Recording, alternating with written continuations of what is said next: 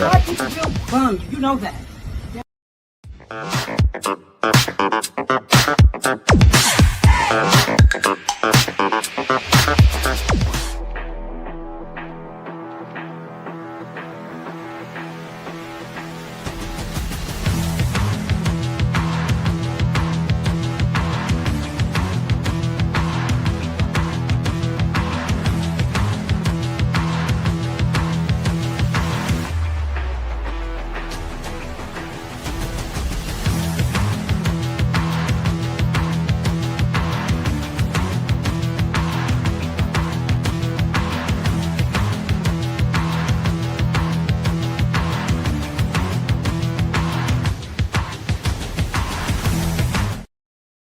White people will bum you. You know that.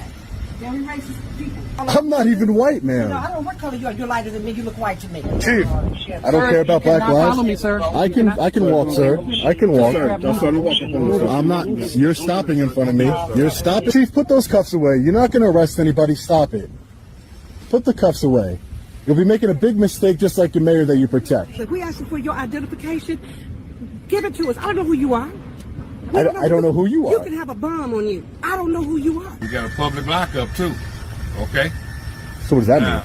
turn that camera away from me. Turn the camera away from me. I'm not a racist. You are, ma'am. You're the only person who made a racist comment here today. What can I help you with, sir? Who are you, sir?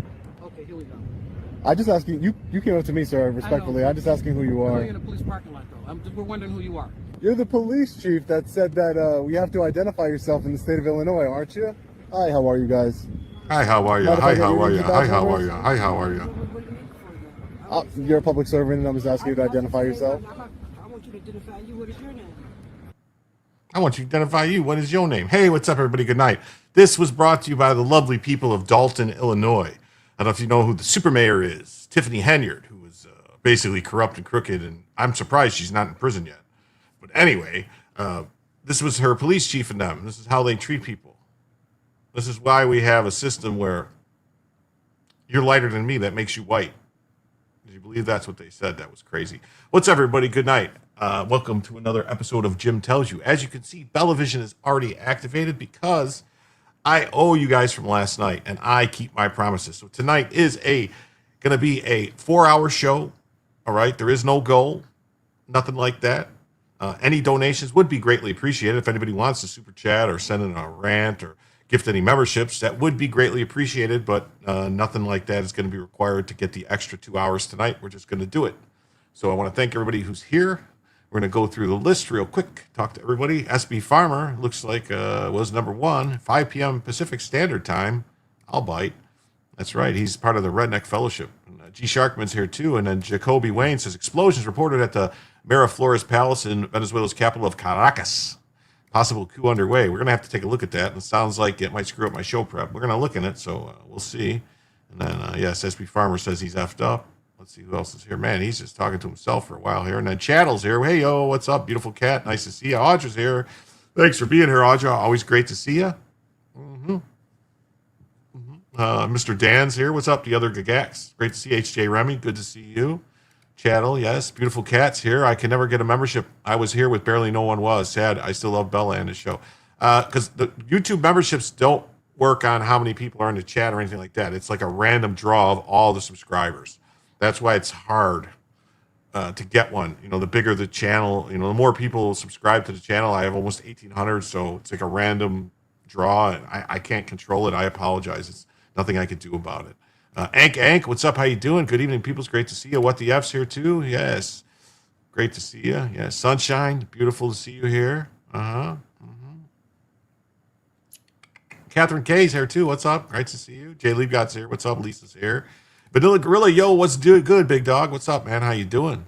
Trumpinator, great to see you. Wow, thanks, Jim. I was kind of worried about you last night. No, everything was fine. It's just I had an issue. My grandson wouldn't go to sleep, and I couldn't just keep, it was in, out, and I just didn't want to have a major problem. So, and believe it or not, the little guy didn't fall asleep until 1:30 in the morning, and then he was up again at 5.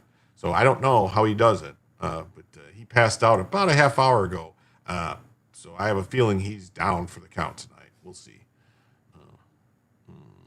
I'm going to be an annoying prick when I go back to work in San Diego. No, Shamu, you can't ask for my ID. Well, that sounds good. Hey, Margie's here. What's up? False alarm. Okay, cool. Catherine K, what's up? Seems the cocaine security force got paranoid. It's possible. They did kill off a bunch of people there. Nanny Goat's here. What's up? None of your business is here too. I'm not here yet. Okay. All right. Well, I'm sorry. Michelle, what's up? Great to see you. Kiddo Energy. Yeah, I don't know how he does it because I'm shizat. So let's just see. Maybe I'll change. I'll put a banner up here to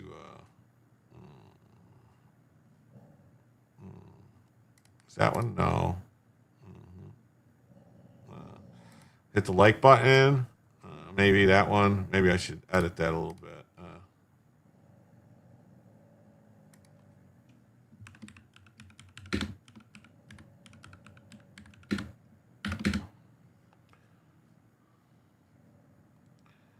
There we go. We'll do this one. Please subscribe and hit the like button. That's what we'll do. Maybe we'll do this too. We'll do this one here. We'll do this one. Like and subscribe. Like and subscribe. No, I don't like that one. Anyway, so yes, hello. So this was this, and I don't know. Should we do things backwards tonight? What do you guys think? Should we start off with the illegal alien crime, or should we do? We'll do some news stories. That's what we'll do. So let's see. So, toppled Venezuelan despot Nicolas Maduro declares himself a decent man, claims he was kidnapped by U.S. forces as he pleads not guilty in New York City. That's right. He had his first court appearance today, and he pled not guilty, and he claims, I'm still the president, and I was kidnapped. What do you think? What do you know? What do you say?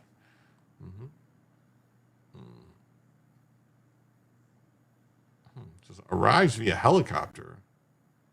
Oh, let's see. Maybe there's a... Let's see this. I don't know. I wasn't planning on video, but let's see.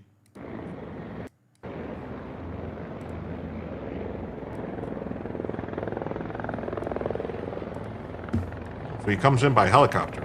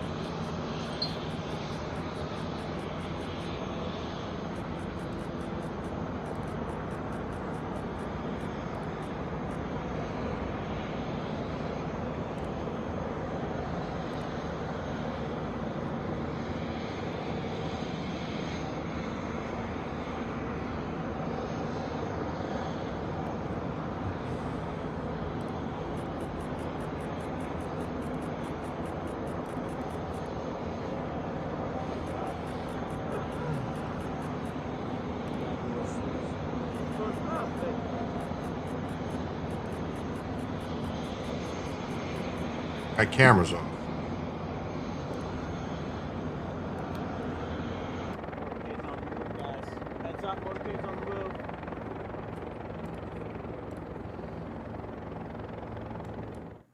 Wow, that was pretty cool, wasn't it? So, yeah, so.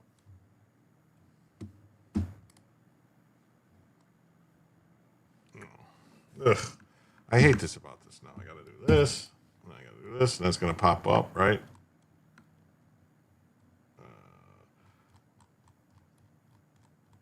There we go.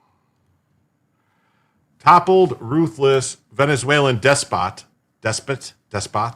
is the judge really 92? I heard the judge was 94, actually. Well, he did call Trump a coward, so what else did he expect? Yeah. This Maduro operation has got to be the most impressive thing I've ever seen done. It is very impressive. I'm very impressed by it. I am. Kidnapped by the Fed sounds like a demon rat line or democrat line. Yes. Can I skate? Are you asking me if I can skate backwards? Do you know me? Like, are we know each other IRL? That you're asking me if I can skate backwards? Yeah. So, and SB Farmer with a $2 super sticker. Thank you very much. Thank you very much, SB Farmer. That's greatly appreciated.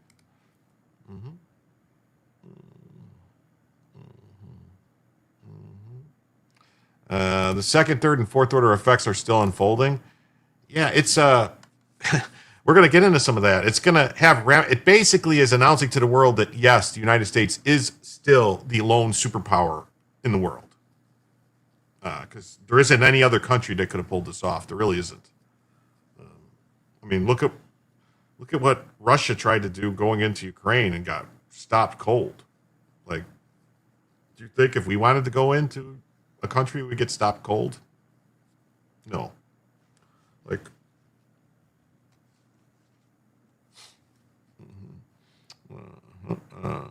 the extraction was like a skilled surgeon working fast with precision. Despacto. That's the judge's IQ? Okay. Sorry. Yes. Skating backwards is on my list of things to do in my next life. Gym with no glasses? Well, I can take them off. You know, I can wear contacts. I just,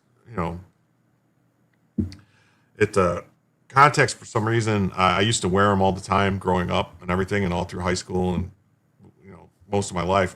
And now my eyes get really I don't know if I damaged them or did something to them. I used to fall asleep with them in and leave them in all the time. So now whenever I put them in, it just starts really, after about a day, they start really bothering me.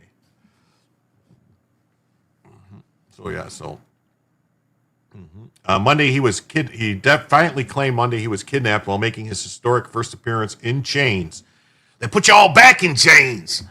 Declaring, I'm a decent man. The 63-year-old deposed dictator, his legs shackled and wearing blue and orange prison garb, entered the courtroom flanked by U.S. Marshals after his extraordinary made-for-Hollywood U.S. capture on Saturday. I should say made-for-Hollywood capture by U.S. forces Saturday. They kind of need to have a little more. Well, the ousted South American tyrant, acting as if he still commanded power on the world stage, pronounced Happy New Year in English to reporters packed into the jury box for space. Then again to those in the gallery before greeting his lawyers and taking a seat. Maduro, notorious for torturing, imprisoning, and starving his countrymen while in power, almost immediately interrupted his appearance with the proclamation of his innocence when the 92-year-old federal judge Alvin Hellerstein, asked him to confirm his identity. I am the president of the Republic of Venezuela. I am here kidnapped. I was captured at my home in Caracas, Venezuela. The infamous suspect wearing black headphones for his translation feed whinged in Spanish, not whined, it's whinged in Spanish before the judge stopped him.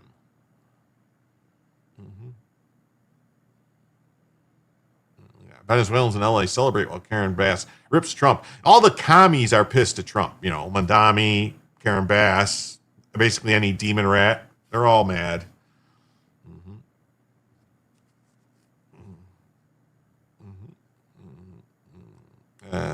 CIA concluded Maduro's lackeys more likely to maintain order in Venezuela than an opposition leader. Well, Hellerstein shot back. Let me interfere. There will be a time and place to go into all of this. Oh, so. It was so clean. What my conspiracy mind says he wanted to be in U.S. custody. It's possible. It's possible. I don't know. I would have to see, like, actually what, like, if they didn't. I heard they launched over 200 and something missiles, taking out all types of basically all their air defenses. They knocked everything out. So, I mean, they wouldn't have done it. I don't know. Your counsel will be able to make motions at this time. I just want to know one thing. Are you Nicolas Maduro Moros? The judge asked. The House Dictator, I am Nicolas Maduro Moros. The judge and appointee of President Bill Clinton then informed Maduro of his rights, including that he didn't have to speak and that he can have a court-appointed lawyer if he can't afford a private one. In court, Maduro was top-notch legal eagle Barry Polak, who famously negotiated the release of WikiLeaks founder Julian Assange in 2024 and is helping to rep the beleaguered Venezuelan, hinting his defense will question the legality of U.S. action to capture him in the first place. Maduro, when asked by Hellerstein if he was aware of his rights, responded, I do not know of these rights. I did not know of these rights. Your Honor is informing me of them now. Also, he's going to try to claim that he answered questions without being informed of his rights. The judge then formally arraigned Maduro on the charges against him, including a range of narco-terrorism, drug and weapons offenses that could carry the death penalty. Maduro and his wife are charged with working with drug cartels to ship thousands of tons of cocaine into the U.S. for more than 20 years, between 1999 and 2025. Wow. Maduro is also charged with narco-terrorism for allegedly working with terror groups, and both are separately charged with cocaine importation conspiracy. Additionally, Maduro and Flores are charged with possessing machine guns and a conspiracy to possess machine guns. I don't understand how that's a charge.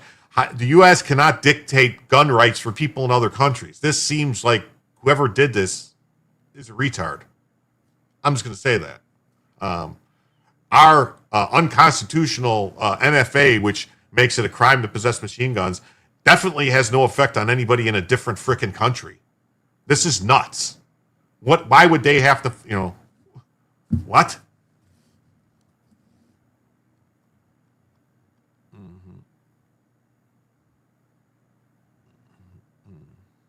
Yeah, a warehouse in flames. Yeah. 25-page indictment unsealed Saturday contains some additional details about the accusations in the case, alleging Maduro and his wife ordered kidnappings, beatings, and murders of people who owed them drug money or otherwise undermined their drug trafficking operation. Like Hank says, yep, no right to tell another country they cannot have machine guns. They have no right to tell us we can't have machine guns. The Second Amendment doesn't say except machine guns. It says arms, keep and bear arms. It means all arms, not some arms, all arms. Manhattan federal prosecutors first secured the indictment of Maduro and his top members of administration in 2020, with U.S. authorities offering a $15 million reward at the time for information leading to his arrest. Wouldn't it be one hell of a... The gun thing, I believe, was a treaty. Unless they're saying somehow there was guns smuggled in from the U.S. or something, or I don't know. Miranda only omits anything he may have said from the time of his arrest until they were read to him. I believe since the FBI guys were there when they took him into custody, that they read him his rights immediately. The pair is responsible for the murder of a local drug boss in Caracas. Manhattan federal prosecutors, well, see, but that's another thing too, is how is it the U.S.'s problem or under U.S. jurisdiction if a Venezuelan kills another Venezuelan or someone else in a different country? It's not, U.S. does not have jurisdiction over that. So I don't understand it. I don't. It seems like, I don't know. Congress didn't outlaw machine guns here until 1939 and then violated our Second Amendment. Well, actually, they weren't outlawed, and they're still not outlawed today. You can still buy them. They're just on a registry. And it wasn't until 86 or 84. Was it 84 or 86, the Hughes Amendment? Until then, they said that no new machine guns can go on the registry. So that's a problem, in my opinion. 1986, I think it was. 86, I think it was. The new version of the indictment adds charges against Maduro's wife and his son, Nicolas Maduro Guerra. The case comes just a few years after prosecutors brought another drug trafficking case in the same courthouse against another South American head of state, former Honduran president Juan Orlando Hernandez. Hernandez was sentenced in June to serve 45 years, but in December, Trump pardoned him, claiming he was treated unfairly by U.S. authorities. I'm trying to remember what I heard Barnes say the other day. Maduro, clad in prison-issued orange shoes, beige pants, and blue shirt over an orange shirt, with his hands left unshackled, was asked Monday how he pleaded and started spouting again, I am innocent.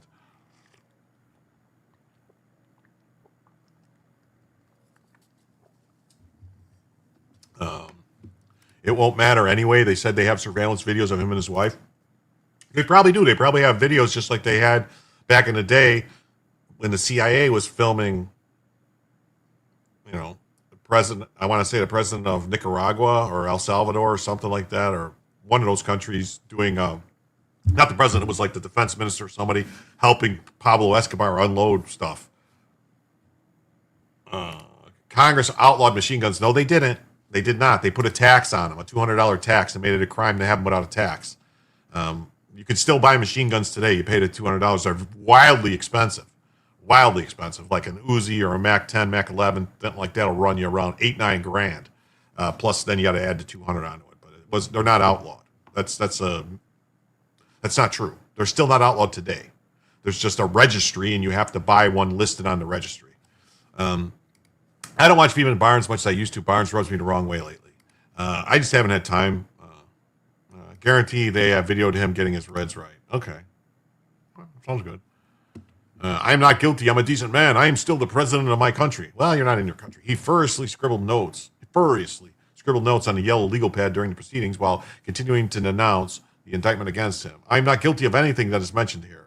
Maduro asked at one point that his notes be respected and that be entitled to keep them, and the usual request Hellerstein agreed to without hesitation. I don't know what that means. Happy New Year's to Maduro. Look at these are actual Venezuelan people. They're happy about it. Venezuelan Americans celebrating the capture of Maduro and his wife on Monday. Demonstrator. And then these people who are these people are all like commie fucking, union people all bought and paid for from the Socialist Party and also Free Maduro. Yeah. Freedom Road Socialist Organization. Yeah, it's all these commies. I thought we outlawed being a communist in America. We need to have them all arrested. One of the more bizarre moments in the proceeding occurred when Maduro proclaimed he was innocent and a Venezuelan detractor yelled from the gallery, Llamas, which Spanish word translates to never, but is pronounced like Hamas in English, also the name of the Palestinian terror organization, Hamas. The sound jarred more than one courtgoer. Oh, God, too bad for them. The noisy onlooker, who identified himself as 33-year-old Pedro Rojas, later stood up as Maduro was leaving court and further heckled the ousted tyrant, calling him an illegitimate president who now faced real justice. Maduro turned to face him and said, I am a man of God. I am a prisoner of war, and was led out of court. He's not a prisoner of war. He was arrested. His wife, Celia Flores, entered the courtroom, 69, along with her husband in a similar set of jail-issued clothes for her arraignment. The pair had been whisked by dystopian-looking armored Bearcat vehicles from the, why did they write it like this, notorious Metropolitan Detention Center in Brooklyn hours earlier to a helicopter pad in the borough. He's probably going to claim official immunity, but most countries don't think he's legitimate president. I'm not sure what that would be immunity in his own country, not in our country. They were then flown. I mean, they would have diplomatic immunity. Generally speaking, presidents have diplomatic immunity for crimes, but I don't know how that works. That type of thing, I don't know.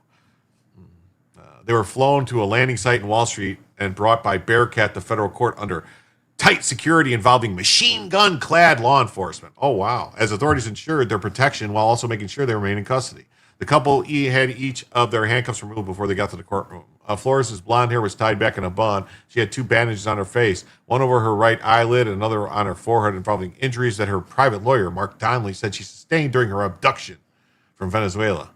Wow, they sure got lawyers fast. That's weird, isn't it? Donnelly said Flores would need to undergo a full x-ray to ensure her health while in federal custody, given her significant injuries. Yeah, Band-Aids. You usually put Band-Aids on significant injuries.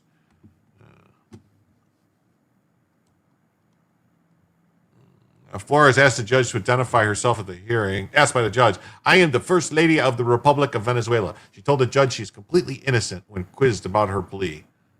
Okay, cool. Polak, who has, or Pollock, maybe? I'll call him Polak, who has also questioned the legality of Maduro's capture, said that although the toppled Venezuelan strawman was not seeking immediate release, he may submit a bail application at a later date. Hellerstein had previously ruled against President Trump and his administration on unrelated cases. For example, he twice rejected overtures to move a case involving alleged hush money payments to Trump's reputed one-time mistress, Stormy Daniels, to federal court. Judge also issued an order in May blocking the administration from using the Alien Enemies Act as grounds for deporting illegal migrants. Also, another tyrant. See, why wouldn't this judge they should already have had it moved away from him. Several hundred protesters were out in force outside the courthouse, including lefty pro-Maduro demonstrators and a slightly larger group of Venezuelan and Cubans cheering his arrest. See how they said a slightly larger group, which means that the group of actual people that were there, not the people paid people, the paid people. Every time I watch Even Barnes, it would come an hour later, and then it would move to members only. I don't have money for that. NYPD separated the groups by corralling them with metal barricades. Oh my God, that's a crime. You can't corral these people. You're violating their First Amendment. What are you doing? You corral horses. You don't corral humans. Today we are happy because he's going to face justice. Venezuelan American Rafael Escalante said of Maduro. But we're also making sure that history of Venezuela is told by Venezuelans, not a group of paid activists that make a career out of standing up for dictators. Ho, ho, ho. Pat Acker says, Terry, me neither. I rely on gifted memberships. Other anti-Maduro demonstrators lambasted the Americans who are pushing for his release. A Brooklyn woman at the clash had dismissed the notion of Venezuelans celebrating his capture as propaganda. Dario Blanzo, who was born in Cuba and came out to celebrate Maduro's capture, called the protesters a-holes. You're an a-hole. You don't even know where Venezuela is. In Venezuela and Cuba, nobody can do that. Nobody can do that. You'd go to jail if you do that. He said about the dissenting crowd. Will Contreras, 52, who emigrated from Caracas in 96, says, you're not from my country. Go to Cuba. 80% of you guys don't understand what I'm saying. You don't speak Spanish, Contreras yells. Maduro is due back in court March 17th.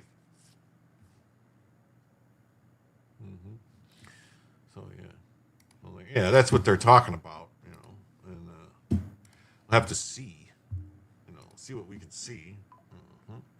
But we have a short video of what was going on at this protest, so we'll pull it up here before we get to the next story. It says, a Venezuelan mother and her son disrupted a paid pro-left pro-Maduro protests in Puerto Rico, saying that they have waited 26 years for this moment. Her son added that there were not a single Venezuelan among the Maduro supporters. Chattel says, whether you like him or not, Barnes has a wealth and depth of experience you should not ignore. I don't know. I don't have any problem with Barnes. I value his opinions on stuff, but he's not always right. He's not always right, and he's got his own personal biases and stuff about things. And I don't know. Sometimes what he says is kind of out there. That's all. But he's got his right to his opinion, and I value it. And, as far when it comes to law questions or like tax law stuff, I would take his word over just about anybody.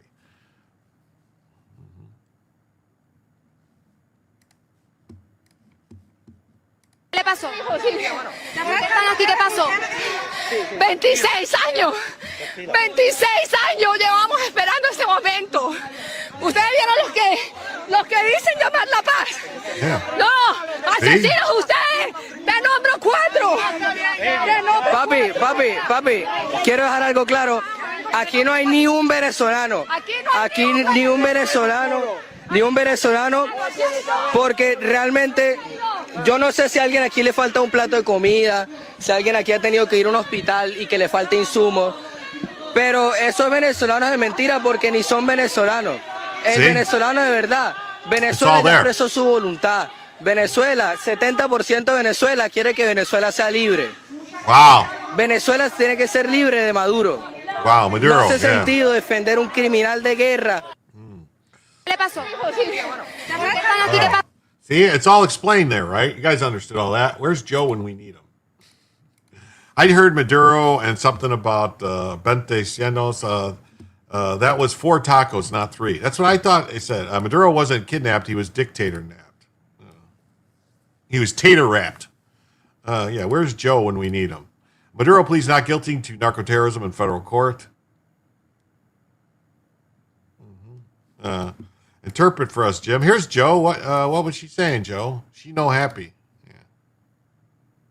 You're here. What was she saying? What was that lady saying? But beware fake AI slop, Jim. I'd be very suspicious about any clips these days, especially if it's political. Okay. I don't think that was AI though. That was I don't think it was AI because they weren't doing anything crazy. They wanted an horchata. Yes, the rice water, cinnamon rice water. That stuff's. I used to love that stuff. Love it. So yeah. So he pled not guilty. Says he's innocent.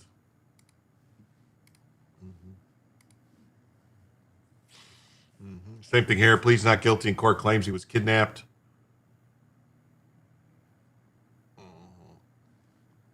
So we saw this, and then we got this part that I thought was interesting. Pete Buttigieg lit up for blasting Trump over Venezuela, and a past state member surfaces calling for Maduro's removal. She was talking about no one deserved to be treated badly, standard stuff. What the F? Are you a mod on Nick's channel? I don't know. I am. Nick who? Nikki Rackets? Is that what you're talking about? Chat message is not always meant for you, mister, tells me. Oh, okay, sorry.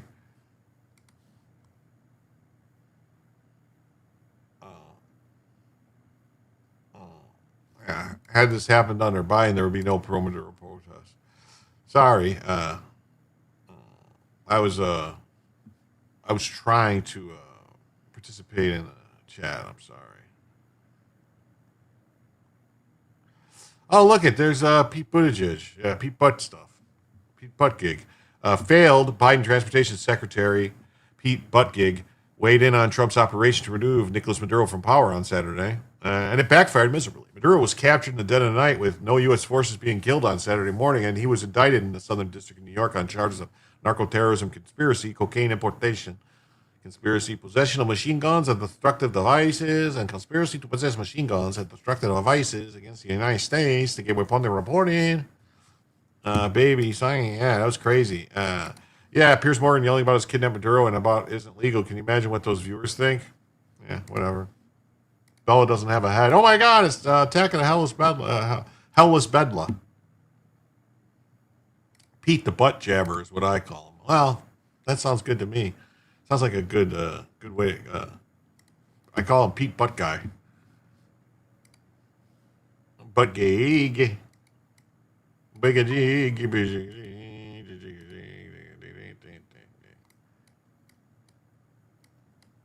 All right. That's the best I could do.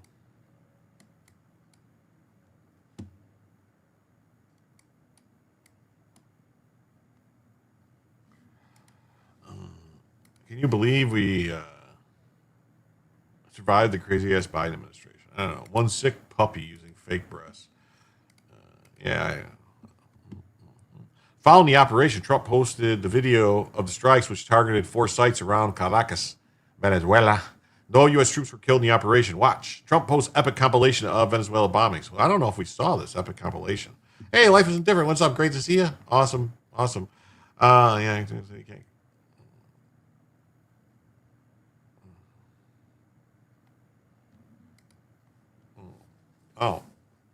Oh, Nick was doing a stream tonight? I didn't realize. I did not realize. Let's see. I didn't see this video. So the real reason you're stiff after sitting. Who gets stiff after sitting? You can live a very long time without. One of my patients came to me worried about this shampoo he'd seen online. He said, Oh, I'm going to have to do this because you can't have this type of music playing. Got the walk on it hand in hand on a big no wrong. Off around fan to the chief is the rose on sand, y'all. So yeah, I'm not gonna. I ain't gonna sing the song because well, it is what it is. It ain't me. I ain't no fortunate one. No. Yeah, it's Creedence Clearwater Revival. CCR. John Fogerty. You know, John Fogerty got sued by the company after he left CCR, and they said that he couldn't sing like that because he sounds too much like John Fogerty.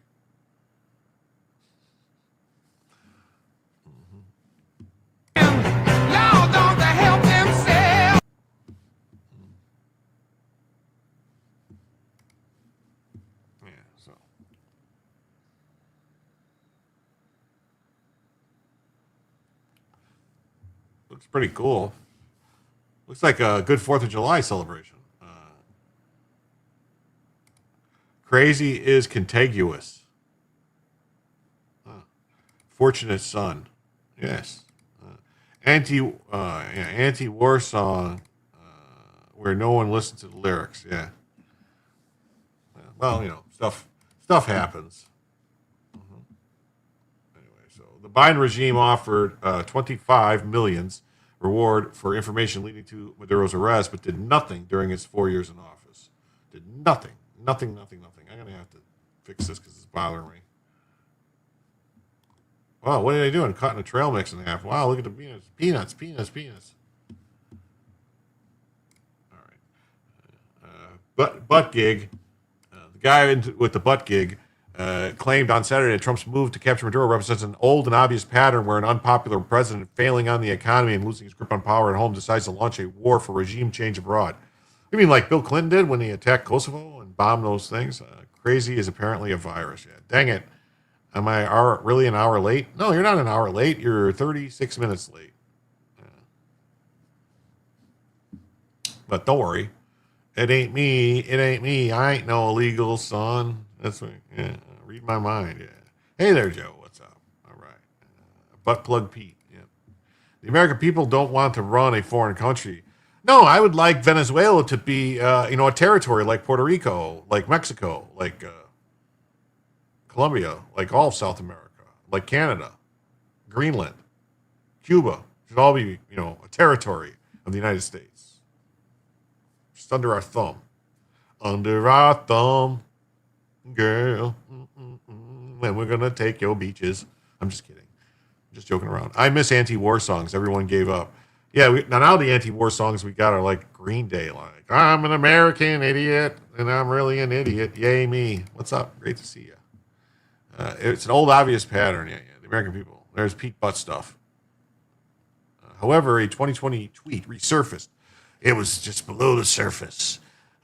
Just like those bodies, they always come to the top. Carry on my wayward son. That's right. That's a good song by Kansas. I like that song. Yes.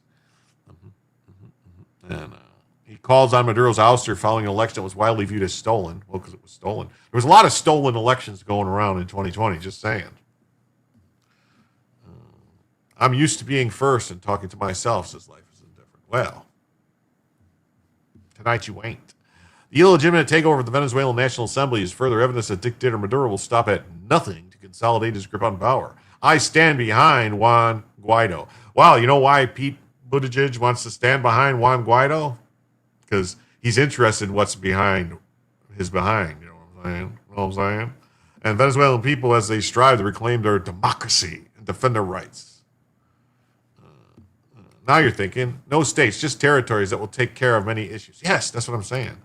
Only thing that was missing with my little napalm. Yeah, I love the smell of that shit in the morning. I love the smell of napalm in the morning. Smells like victory. Here it is, right here. She says, he's going to stand behind him. Yes. Hopefully while he's bent over is what he was thinking. Naturally, X-users destroyed his butt, Gug, in the comments. This you?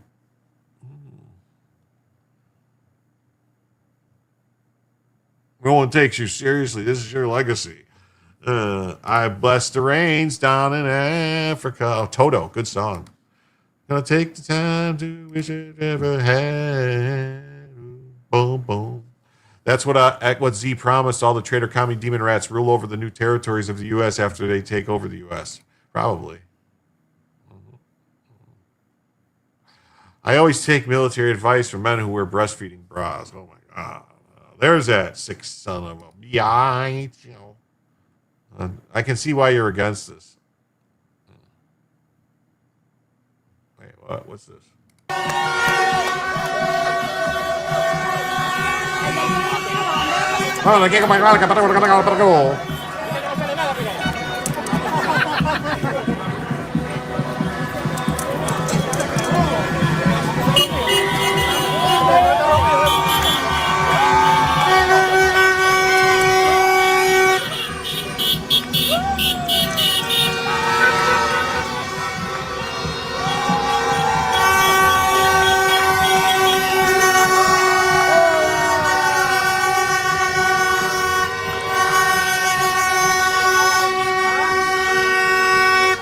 Wow. Oh, they seem happy. They seem happy. What Pete has big tits? Pete butt stuff. Yeah. Chattel says, in my opinion, the U.S. has been the head of a narco cartel for 50 years. I would say it's a lot longer than that. You know, I would say it goes way back in time. Don't mind them butt effing, but butt raising kids is too much. Yeah, I don't want them raising, butt babies. Ugh. That's gross. That's just gross. I can't believe you're finally admitting to our involvement in Ukraine.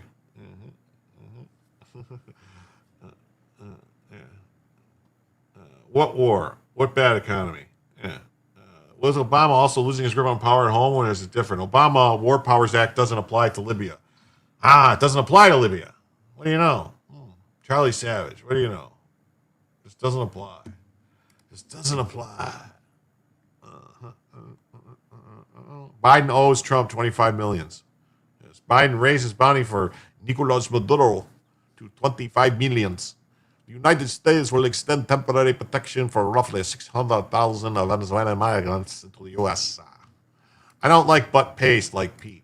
Yes, okay.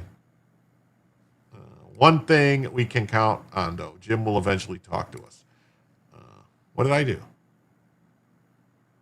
What's wrong? What did I miss something? No, there's nothing here. There's a few people. We got Rachel, life isn't different. Lynn, life isn't different. Rachel. That's it. Just 4 people in the ghetto. Sure, the Five Eyes stopped spying after the church committee. Yeah. You acknowledged us. Oh, I always acknowledge you guys. I'll even do this. I'll even bring up the chat and show you guys that I pay attention to it. See? Here it is. There y'all's are. I'm watching. I'm always watching. Always watching.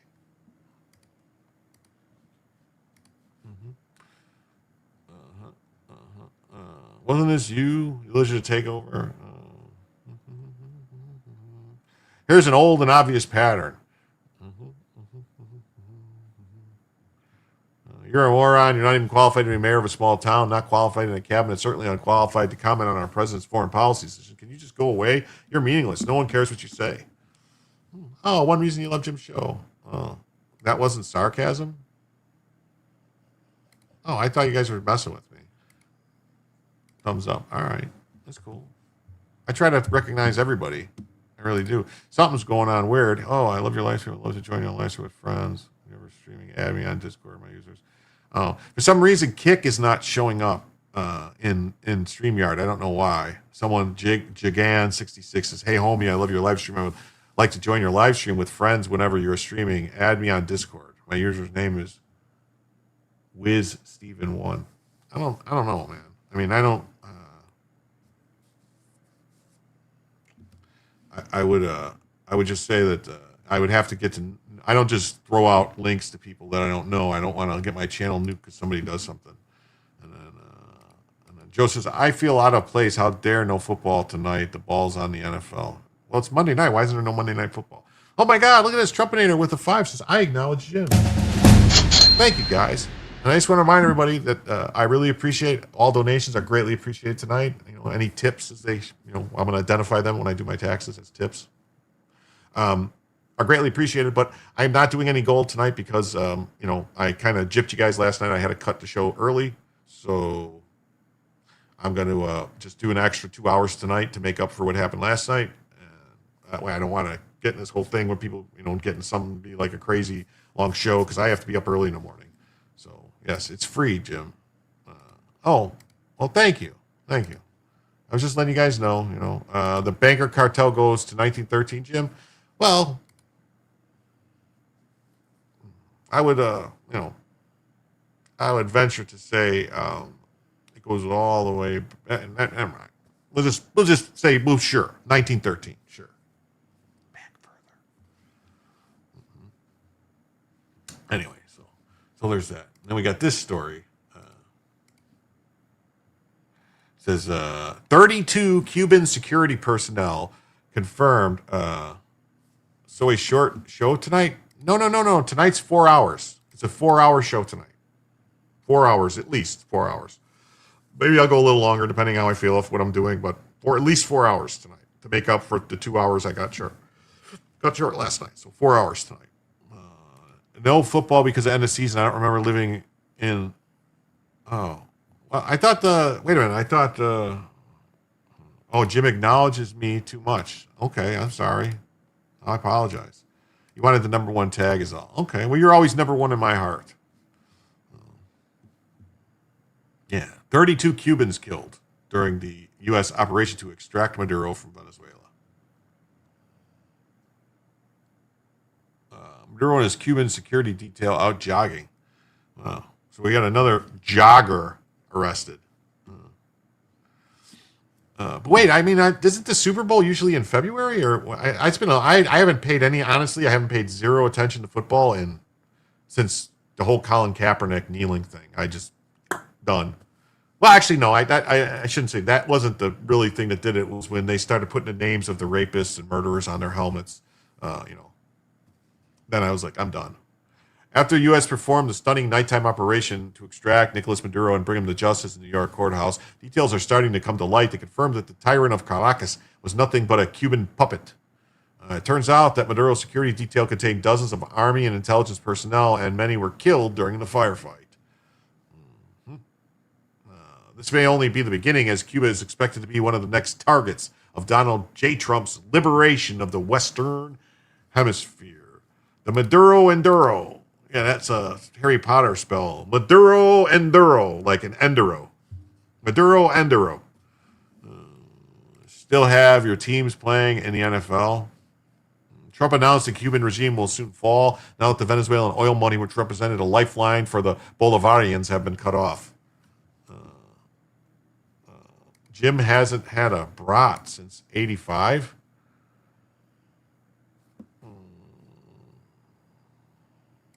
Make Cuba part of Florida? Maybe. Are you saying a brat or a brat? Like you're talking like a bratwurst? I've had them after 85. I grew up eating like Polish sausage, not Italian sausage, Polish sausage, smoked sausage, stuff like that. I didn't really eat bratwurst. Never really liked them. The Bears. Yeah, I don't like the whole thing. I mean, they're good if you boil them in beer and then you grill them, or is it? I don't know if you grill them and then boil them in beer. I don't know. Whatever it is, there's a way you do it. They come out pretty good. That's why you got rid of NFL Sunday Ticket. Okay, yeah. I'm a Bear. I always was a Bears fan. You know what I mean? Because we're not here to cause no trouble. We're just here to do the Super Bowl shuffle. Bump, bump, bump. Havana said there would be 2 days of mourning on January 5th and 6th in honor of those killed, and said the funeral arrangements will be announced soon. Yes, Delta Force don't F around. They don't. They don't. And, yeah. Montana State is betting Illinois State 28-14. Yes, I'm watching. Yes, I need help. The FCS football championship. Fantasy? Is that some fantasy league? The responsibilities concerning security and defense of our compatriots fulfilled their duty with dignity and heroism and fell after fierce resistance and direct combat against the attackers or as a result of bombings on facilities.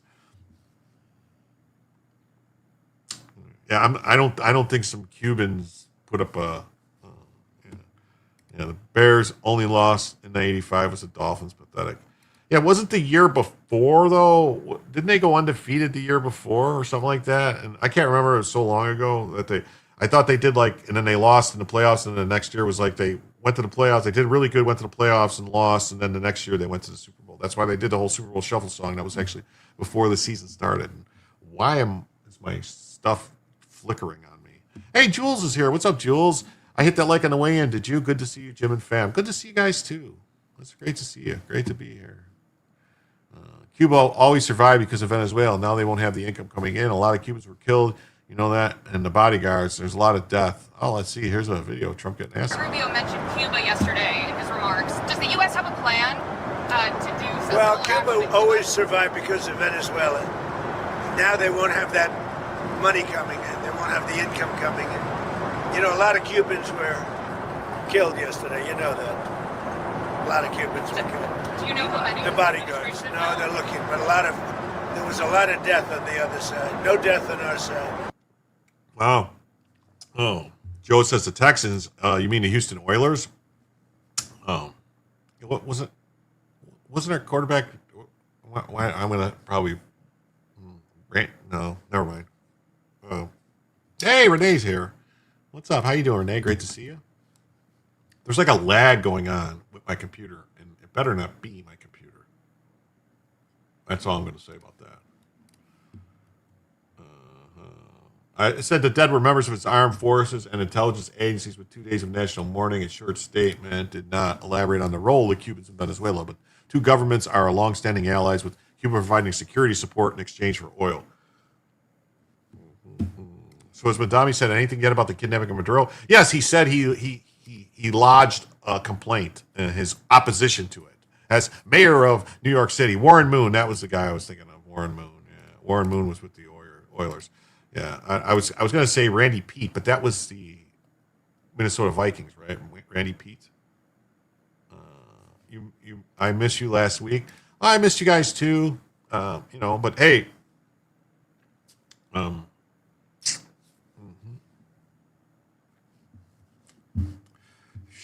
Chit happens.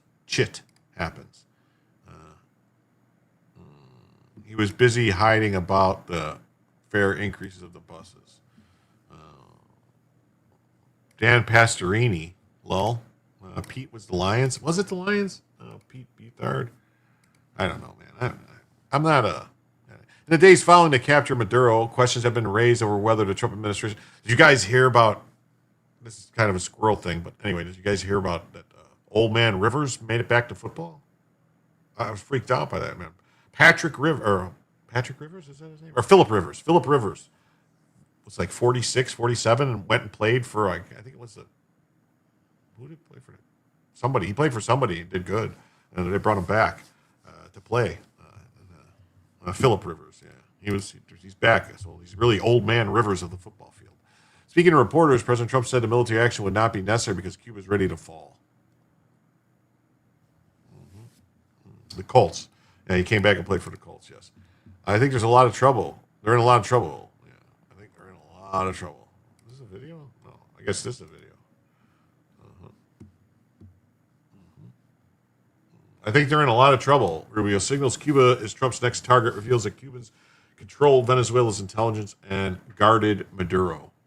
Wow.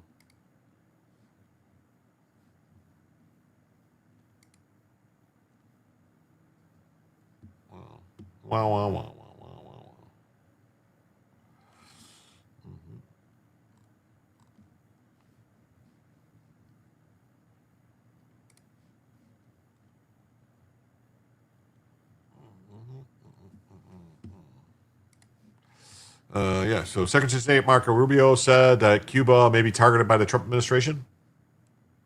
Trump has suggested that Colombia and Mexico may face military action next. And Trump said on Saturday morning, something's going to have to be done with Mexico when he asked whether his bold action in Venezuela was a warning to Mexican President Claudia Sheinbaum. During an appearance on NBC with Kristen Welker, Rubio described the Cuban government as a huge problem and said they're in a lot of trouble. They better watch that ass. I'm not going to talk to you about what our future steps are going to be and our policies are going to be right now. And in that regard, Rubio told Welker, but I don't think it's any mystery that we're not big fans of the Cuban regime, who, by the way, are the ones that were propping up Maduro. How is the tiny island of Cuba that's super broke and tiny and like has no money, like how are they propping up Venezuela? Anyway, his entire internal security force, his internal security apparatus is entirely controlled by the Cubans, the Cubanos. Mom Disney has no real power. Oh, Mom Donnie, okay. Kidnapped that terrorist president of Mexico. He further explained that Maduro was guarded by the Cubans and his internal intelligence was all Cubans, which he said was one of the untold stories. Yes, watch it on America's Untold Stories. Oh my goodness, what's this? It's the cigar economy. Yes, I love Cuban cigars, though. I'm going to tell you right now. If you can get your hands on some Cubans, they some good ones. Look at this, Julio Scissors with a 10 spot. Thank you so much, Julio. Greatly appreciated.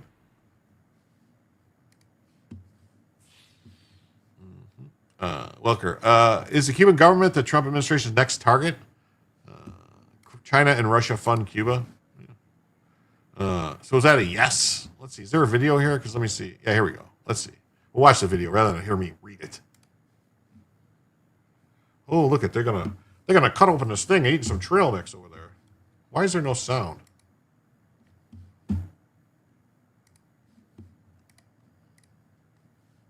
What is happening?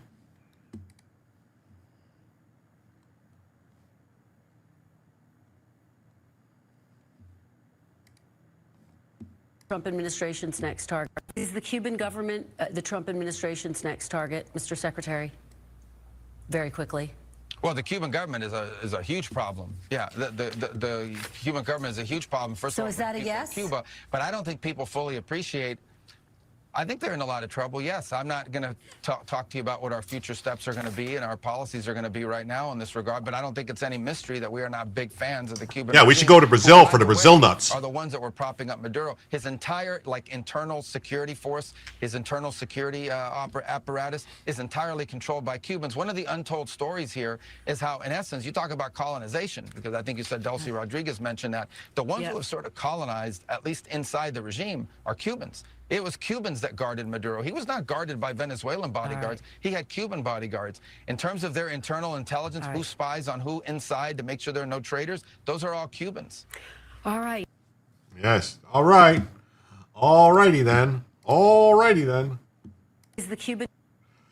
So, yes. And Jules, no, I should put this. Maybe I'll fix it. There is no goal tonight. Tonight will be a 4-hour show no matter what. I might go longer, depending. We'll see what happens. Because last night I had to cut the show early because I had some family business, my grandson to attend to, so I couldn't do the 2 extra hours last night. So I'm automatically doing it tonight, and that's why I just put Bellavision up there no matter what. So tonight's like a freebie. Any donations will be greatly appreciated. If the show's going good and donations come in and stuff, maybe I'll go a little longer. We'll see what happens, how it goes, but I don't want to have like a goal because I didn't want to get like an extra 2 or 3 hours tonight on top of that would be 5, and then 6, 7, and get 8 hours. You know what I mean? I didn't want to have a crazy night tonight. I wanted to just get this knocked out and then just keep going. Last night was a really good night, and I don't want to, I probably could have went if I wouldn't have had to cut the show early last night. We probably would have went a lot longer than 2 hours. The way things were going last night, things were coming in hot and heavy until I had to, do that. As the Gateway pundit reported, President Trump also told reporters on Saturday Colombia's Gustavo Petro needs to watch his ass because of the cocaine factories in his country, seemingly warning him of similar operations in Colombia. Well, I think he more should watch his ass over the fact that he said he was going to kill Trump or something like that. He actually said that. He said, "Oh, I could take Trump out just like that," like he was going to have him have him killed or something. That's crazy, like to say that. Trump previously floated the idea of striking Colombian cocaine factories and launching strikes into Mexico to stop the cartels, saying, "I would be proud to do it personally." Oh, really?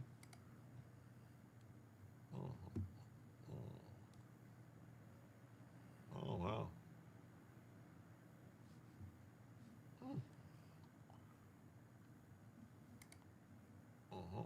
Yeah, President Trump on Saturday doubled down on past threats to Colombian President Gustavo Petro, saying that he should watch his ass after Trump ordered strikes against the Venezuelan. And captured Nicolas Maduro.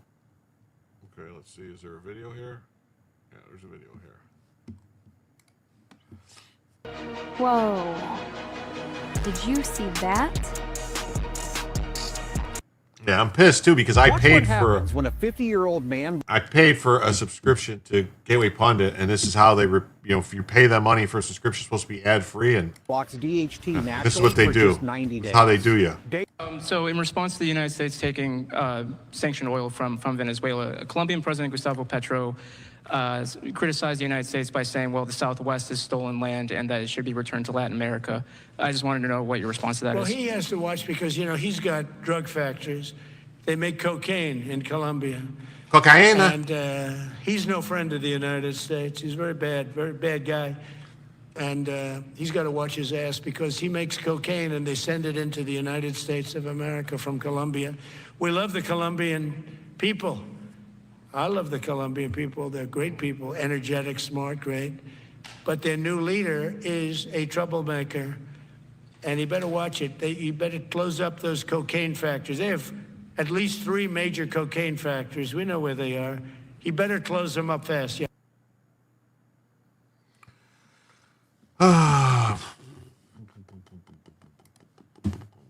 Forget 30,000. Yeah, so there's that. And then, what's this? What is this? What are you doing to me here? Oh, we're back to this. Cuba says 32 officers killed in U.S. military operations, so that's what the Cubans say. Cuba stated on January 4th that 32 of its officers died in U.S. military strikes. Cuban President Miguel Diaz-Canel Bermudez declared January 5th and 6th will be national days of mourning. So, America's hat is a bigger national security threat than Cuba. Yeah. UN General Assembly speeches today were funny. Yeah, I'm sure they were. I'm sure they were saying all types of stuff.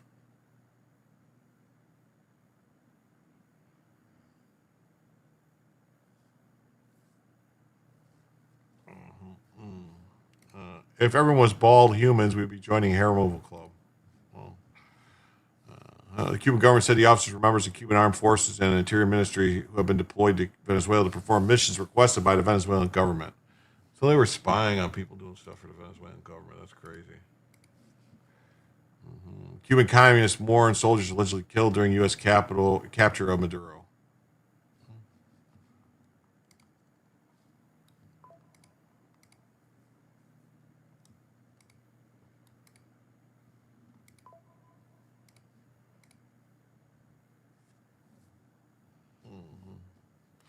We got this story is the legality of the U.S. capture of Venezuela's Maduro in focus at the United Nations.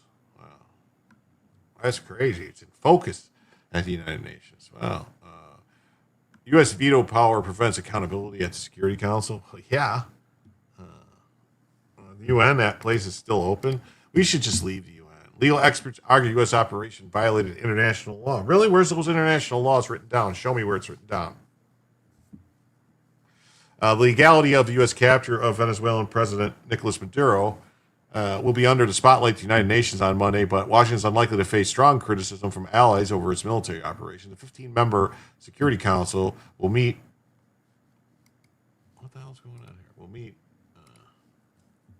on Monday after U.S. Special Forces seized Maduro in an operation on Saturday that knocked out power in parts of Caracas and struck military installations. Venezuelan authorities also said it was deadly. Maduro is now in detention in New York awaiting a court appearance on Monday on drug charges. Wow. Kill Chain was a 2020 documentary about voter machine fraud that Democrats like to pretend they never made. The full unlisted documentary can be found. Venezuelan topic. Well, yeah, they have, like there's some people speculating, like I don't know if this is true or not, that part of what they're going to want from Maduro is his evidence about Dominion and stuff. I don't know what that is exactly or what they mean, but I would like to, I just like all the truth to be out there. United nuts, yeah. Yes. Maduro needed Cuban security because the Venezuelans couldn't be trusted to protect him. This is true.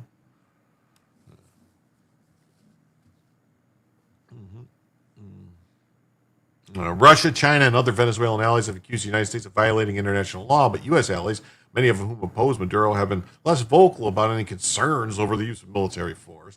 Judging by the reactions of European leaders to date, I suspect the U.S. allies will equivocate exquisitely in the Security Council. UN Secretary General Antonio Guterres viewed the U.S. operation as setting a dangerous precedent. Well, that precedent was always there. It's always been the precedent. The biggest swing in D is the one who decides what happens. Seriously, Canada and Greenland probably mean more than Venezuela. Well, yeah, there's rumor. Venezuela. Greenland is still on the menu. And Canada better mind its P's and Q's. Just saying. Many legal experts say the U.S. action was illegal, although Washington will be able to block any attempts by the UN Security Council to hold it accountable. Like the Security Council, how's it going to hold it accountable? They're going to invade us? The UN's going to send their blue helmets in to do something? The UN Charter states that members shall refrain in their international relations from the threat or use of force against the territorial integrity or political independence of any state. There are currently 193 members of the United Nations. Oh, so... Yeah. So killing Osama bin Laden was illegal, I guess, according to the UN. Yeah, the newly elected UN Security Council president is Somalian. Yeah, and if I'm not mistaken, I read a story that said that the new guy, has also had some kind of scammy type fraudulent Medicaid businesses in Minnesota. No bullshit, you know. Yeah. In this case, you have a drug kingpin, an illegitimate leader indicted in the United States, coordinating with the likes of China, Russia, Iran, and terrorist groups like Hezbollah, purporting pumping drugs, thugs, and weapons into the United States. Drugs, thugs. Threatening to invade its neighbors. Wow.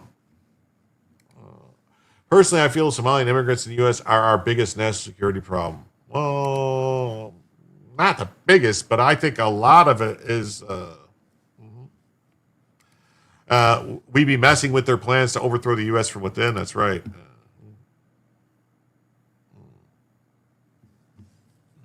The action violated international law, said Tom Dannenbaumer, professor at Stanford Law School. Serious legal objections to Maduro's regime do not eliminate the need for a legal basis to use military force in Venezuela. Who supports international law? Possibly Pitcairn Island? Maybe. I don't know. U.S. veto shields Washington, but Washington cannot be held accountable. Oh. So if it violates the law, then maybe they should do something about it. Oh, they can't, because the UN can't do shit unless the United States says they can.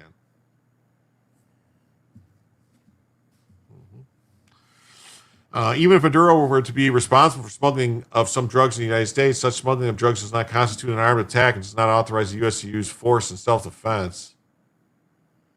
Well, that depends. We classify drugs as a biochemical warfare. So they already attacked us. They declared war on us. So there, problem solved.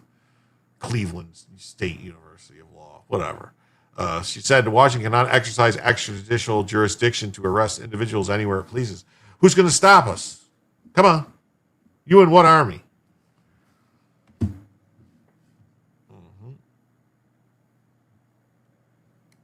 Yeah, so if Trump would have just gone and blown Maduro to smithereens, that would have been fine like Obama did. I guess that's what they're saying, that you could just kill him, but you can't arrest him. Adil Haki, professor at Rutgers Law, said the U.S. capture was an illegal infringement on the inviolable immunity of a sitting head of state. Oh, so a sitting head of state can just do all this. So I guess then all the... No. So, no. They're crazy.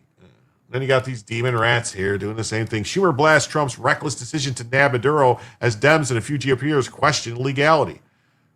You know how it's legal is because it's legal, because we say it's legal.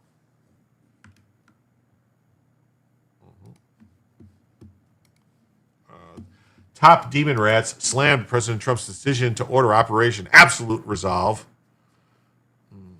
It is helping to steal a U.S. presidential election an act of war. I consider it an act of war. The hypocrisy is what drives me crazy. It drives me crazy. Ooh, like no one else.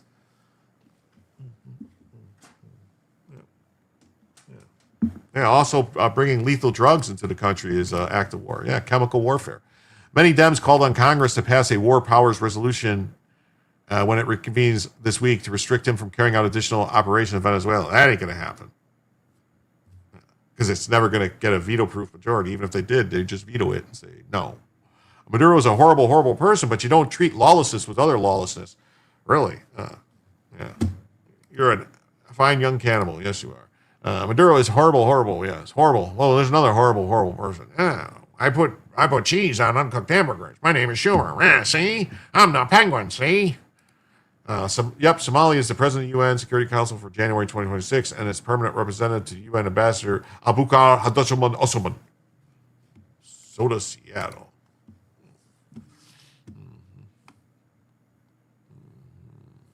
They do not just ship off the water. They went inside Venezuela. They didn't just do ships off in the water. They went inside Venezuela, bombed civilian as well as military places. I don't think they bombed civilian places. Last month, the GOP-controlled House shot down 2 different attempts to rein in Trump's military powers, but Schumer contended that this attack should give Congress renewed urgency to curb Trump's war authority.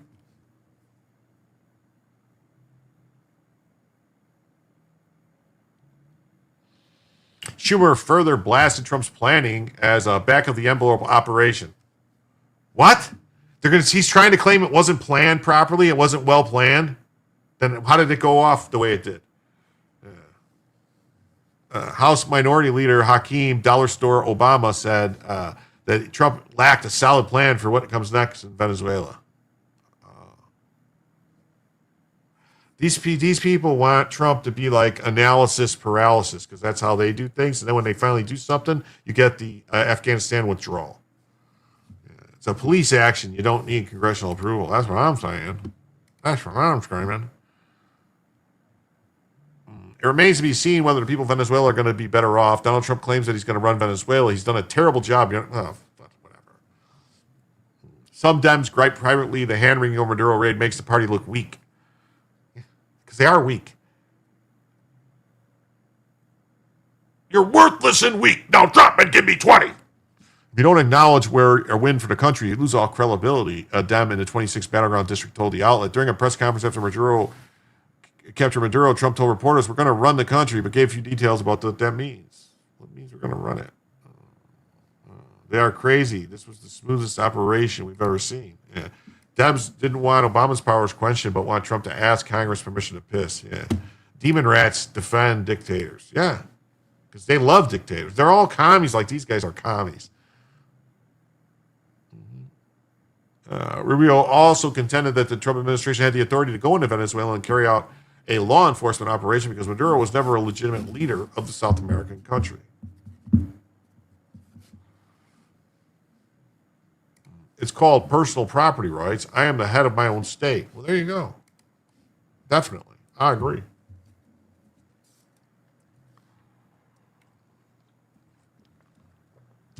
Look at this. A handful of Republicans, including Firebrand Representative Marjorie Trader Greene, who is officially retiring from Congress on Monday, and libertarian-leaning Rep. Tommy Massey, slammed Trump. Well, of course.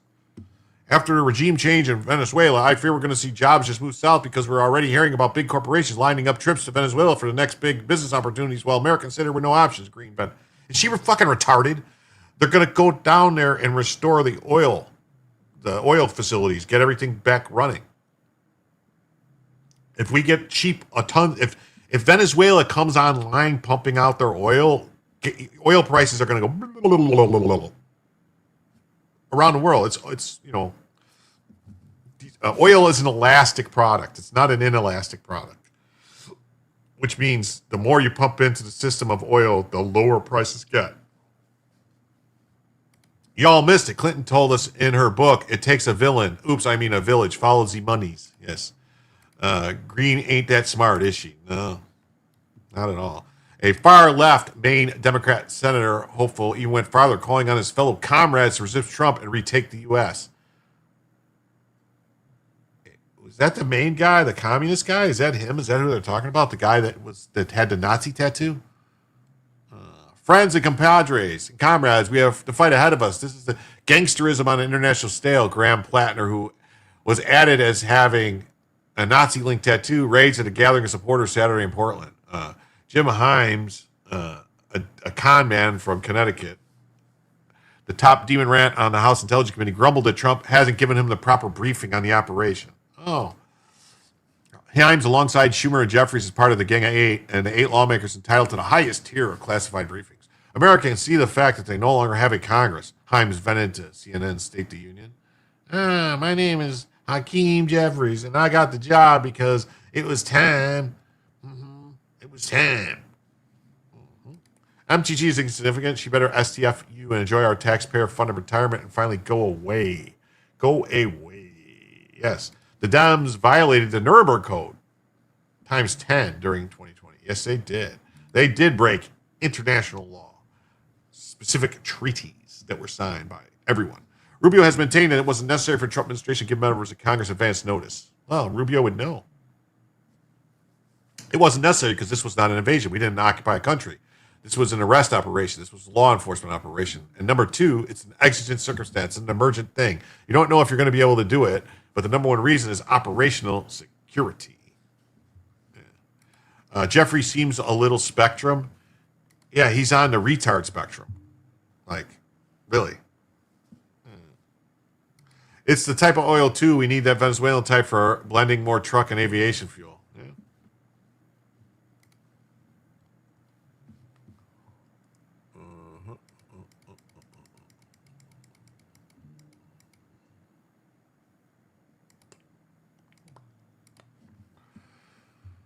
Breitbart. Maduro capture was reckless violation of the law. What law? Marjorie wants BRICS to undermine U.S. power and currency. Seems like they got a whole bunch of weird stuff going on. Well, I guess we're going to listen to what this fucking the penguin wants to say. Now with the Senate Democratic leader, Chuck Schumer. Senator, thank you for joining us this morning. Let me just start out. Do you think it's a good thing that Maduro You think it's a good thing Maduro's been removed from office? Look, Maduro's a horrible, horrible person. But you don't treat lawlessness with other lawlessness. And that's what's happened here. The American people this morning, Wait. What about Gaddafi? What about what happened with Gaddafi? What about what Biden did to Bashar al-Assad? He just booted do you guys think that Bashar al-Assad from Syria just got run out, but it was just the people in Syria that wasn't people doing it? That was the U.S. that did that. That was Biden's last FU, was to get him, Bashar al-Assad out right before Trump came in. That Biden did that. The CIA and Biden did that. That was us. That's the only reason that happened. So this is all a bunch of hooey. Touching their heads in wonderment and in fear of what the president has proposed. The United States will run Venezuela.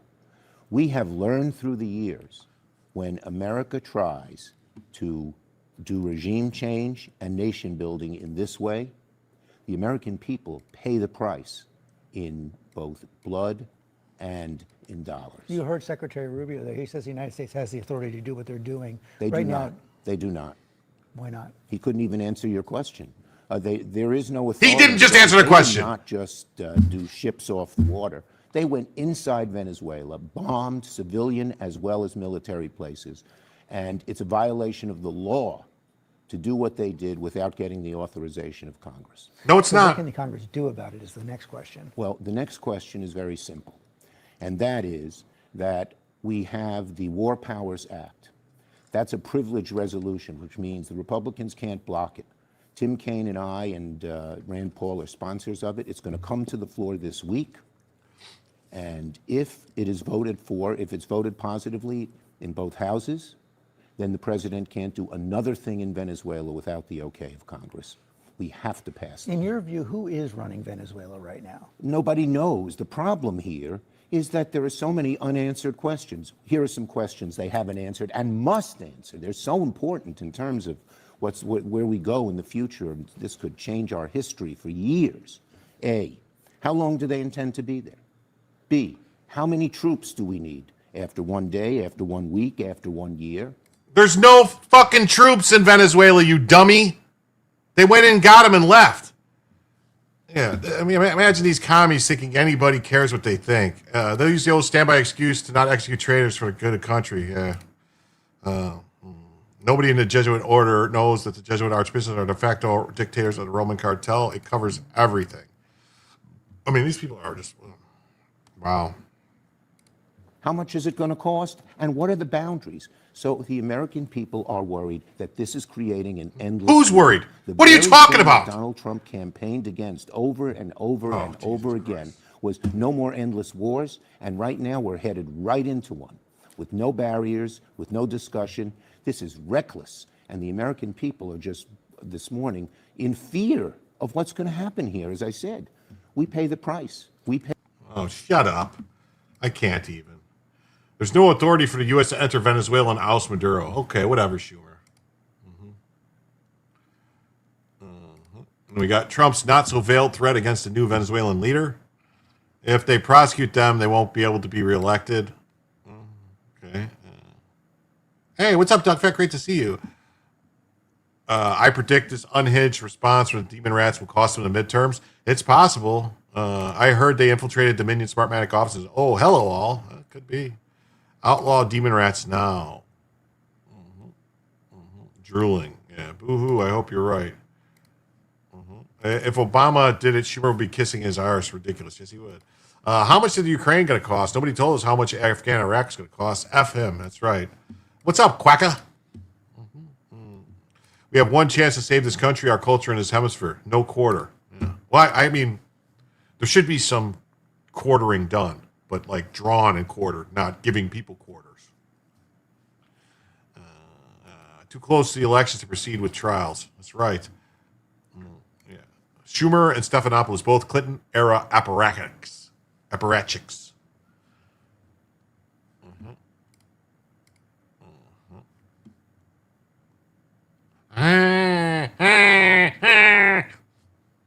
I can already hear her voice. In a telephone interview this morning, President Trump issued a not-so-veiled threat against the new Venezuelan leader, Delcy Rodriguez, saying if she doesn't do what's right, she's going to pay a very big price, probably bigger than Maduro.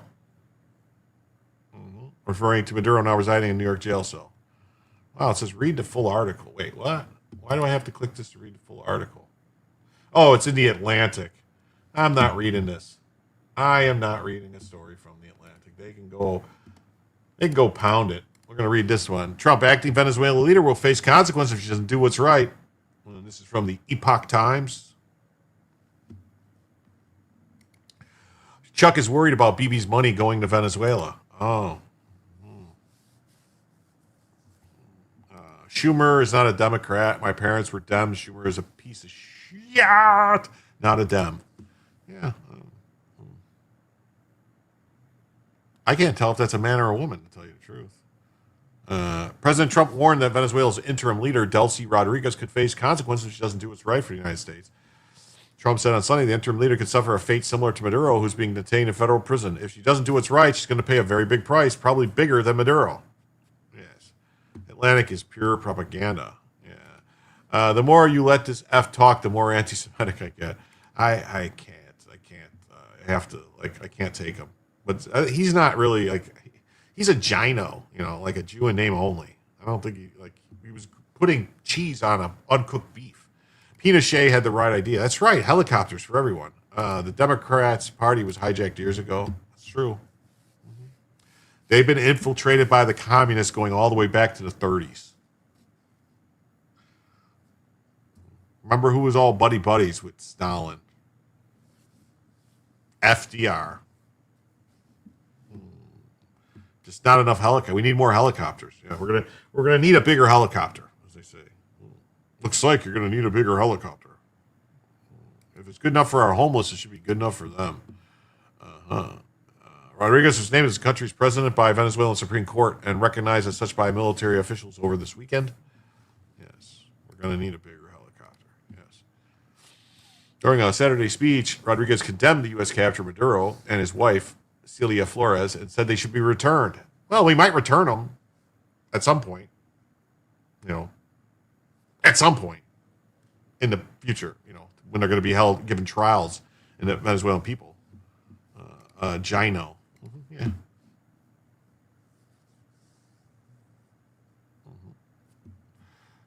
In her televised address, Rodriguez said that she did not declare herself acting president or mention any political transition. A ticker at the bottom identified her as the vice president. She gave no sign that she would cooperate with the United States. At one point, she said the U.S. military action was in violation of international law. In a box. Yes, that's what I was thinking. Or an urn, turn Greenland into the new Australia. How about flying hypodermic needles like in Dune? That would be what's Noriega up to today? Well, we returned Noriega so she might get her wish. That's right. Yeah. Yeah, we'll send them back when we're done with them.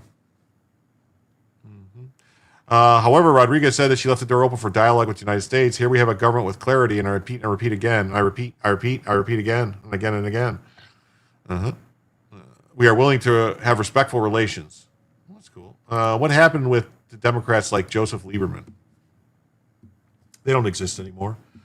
Am I wrong? Boohoo, Schumer droning on with Stephanopoulos slurping schlong for 20 minutes. Yeah, that's why I wasn't going to play it. I played a little bit, and then I was like, I'm done. Noriega, I thought Noriega died. I thought Noriega passed away. Lieberman was pure crap. Yeah. The U.S. president told The Atlantic that the move to take Maduro by force was necessary, stating they were building there and regime change, anything you want to call it. It's better that we have it right now. Rebuilding is not a bad thing in Venezuelan case. It's totally failed country. It's a country with disaster in every way. Trump also stated other countries could become subject to U.S. intervention. We do need Greenland, absolutely. And he said of the island that is autonomous territory of the Kingdom of Denmark, which we actually challenge that and say that it's actually it was claimed by a U.S. explorer in the 1700s. So there's that. Over the weekend, Trump said in a speech the United States would run Venezuela and was already doing so. When asked during a press conference who would be running the country, Trump said, the people that are standing right behind me, they're going to be running it for a period of time.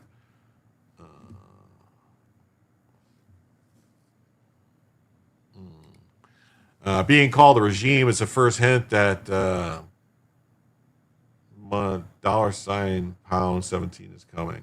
Oh, shit is coming. I get it now. Okay. Would you rather demon rats like Lieberman or Nancy Pelosi or Chuck Schumer? I would rather Democrats that are like, John F. Kennedy. If John F. Kennedy was alive today, his policies would make him a Republican, not a Democrat. Just saying. Maduro has long denied his regime was involved in the drug trade. Well, we have pictures and videos and all that stuff, and I'm sure they have,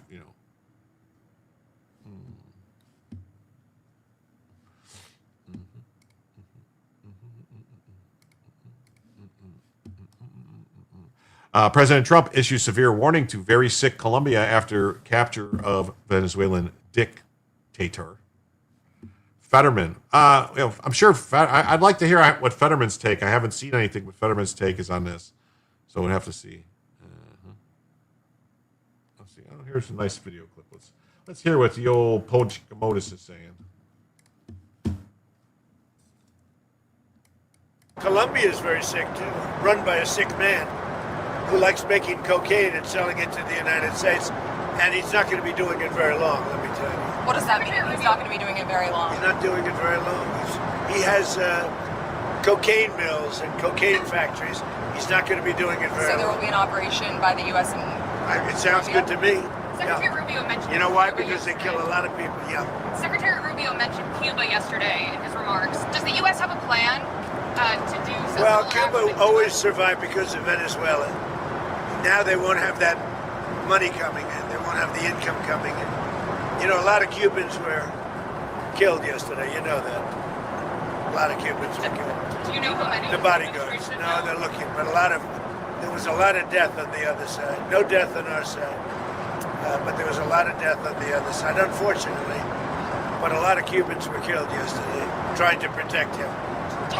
There's been protesters killed in Iran. You said we were locked and loaded, ready to go. What is the line there for when the U.S. is going to get involved in those protests? We'll take a look. We're watching it very closely. If they start killing people like they have in the past, I think they're going to get hit very hard by the United States. Can I just add something? So when he first got elected in January, we met, biggest comeback ever. We talked about so really? I didn't feel it was a comeback, actually. So, because the first one was... The bottom line is, we talked about a drug caliphate in our backyard. We had Venezuela, we have Cuba, we have Colombia in our backyard. And these three countries have been condemned. What about Mexico? Ever since I've been in politics. Joe Biden put a $25 billion bounty on Maduro's head. Chris Smith, today he got inaugurated, said, I hope Trump will hold Maduro's feet to the fire. You did. So what has he done? He's going to clear our backyard of a drug caliphate. Countries run by narco-terrorist dictators who murder, rape, send drugs into our country to kill thousands of our citizens. To my Democratic friends, you should be celebrating this. That's right. You should be. You should be celebrating this. You should be celebrating it.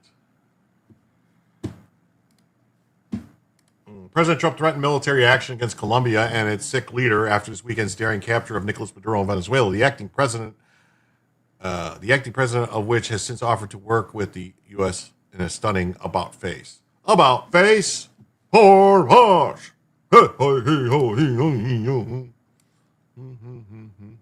There's Bella, Bella, Bella. All right, all better now. All right, let me get through some chats here. Noriega died in 2017. I thought he did. And oh wait, there was a thing about. Did he retract it? Where'd it go? Don't get me wrong. Oh, here it is. Yeah. Don't get me wrong. I think they should string him up now, but the indictment was half BS, charging him with possession of machine guns and explosive things. The conspiracy is the same. Yeah, I said the same thing. I don't understand how it's any of the U.S. business what machine guns somebody has in another country. I really don't understand it. Correction, under the prison. Yeah, you're right. He was cremated. SOS now or during Benghazi? I don't know what that means. I mean, what do you mean? Secretary of State was Hillary Clinton during Benghazi. Now this is a war on drugs, how the war on drugs should be done. While it is illegal here, I'm pretty sure he had none of that when he showed up. Yeah. Well, see, machine guns are not illegal in the United States. You just have to get a permit, which is unconstitutional. They're on a registry, and there's a whole bunch of stuff. And some say more Cubans were killed yesterday than ever. It's possible. Like, they know at least 32 died. RFK Jr. and Tulsi. Yeah, those are some good Democrats, I think. This is how you use AI, Jim. What do you mean? What are you talking about? What AI did you use? What do you mean? What are you talking about? Ladybug giggles. Yeah. What the fuck, Lindsey Graham? Yeah. Warmonger. F that rhino. Fetterman got some sense knocked into him with the compound stroke. Yeah, it looks like it. Who told Lindsey he could talk? Yeah, he was talking over Trump, and then Trump had to throw in. It was rigged. Lindsey Graham could be my grandma's doppelganger. Canada has Chinese drug labs and probably where most of. Yeah, we should go into Canada. Fetterman actually got smarter from his stroke. Yes, he did. Did anyone watch the All In podcast Joe Manchin did? No, I didn't. Was it good? Trumpinator Fetterman was always a sane politician. I'm glad he recovered from his stroke.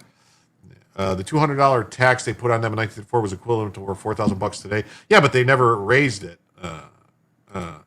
Mexico is not America's enemy. Mexico and the Mexico people aren't, but I think the politicians who are in cahoots with the drug cartels are not our friends. I mean, and they've been in cahoots with the drug cartels going all the way back to the 70s and 80s. Yeah, they're legal in Kentucky. Yeah, I know. They're legal in Florida, too. What's this, a tip?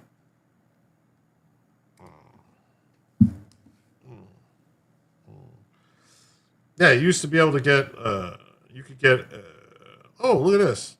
Thank you very much.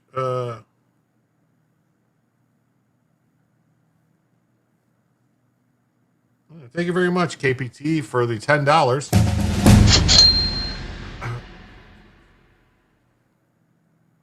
On PayPal. Thank you very much. It's Lindsay Tip Jar. Thank you very much. I appreciate it. Hands off Canada. We're not pushovers. I like you Canadians. Your government. You guys need to straighten your government out, man. You really do. Wouldn't you rather have, wouldn't you rather have all the freedom that comes with being a territory of the United States?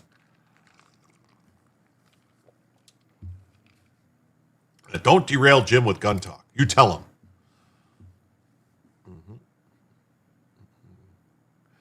Yeah. So Colombia's very sick, run by a 6 man. They make cocaine, selling it, and he told reporters. Trump responded, "Sounds good to me," when asked about News at Nation's Libby Dean whether the U.S. would carry out military operations against Venezuela's neighbor.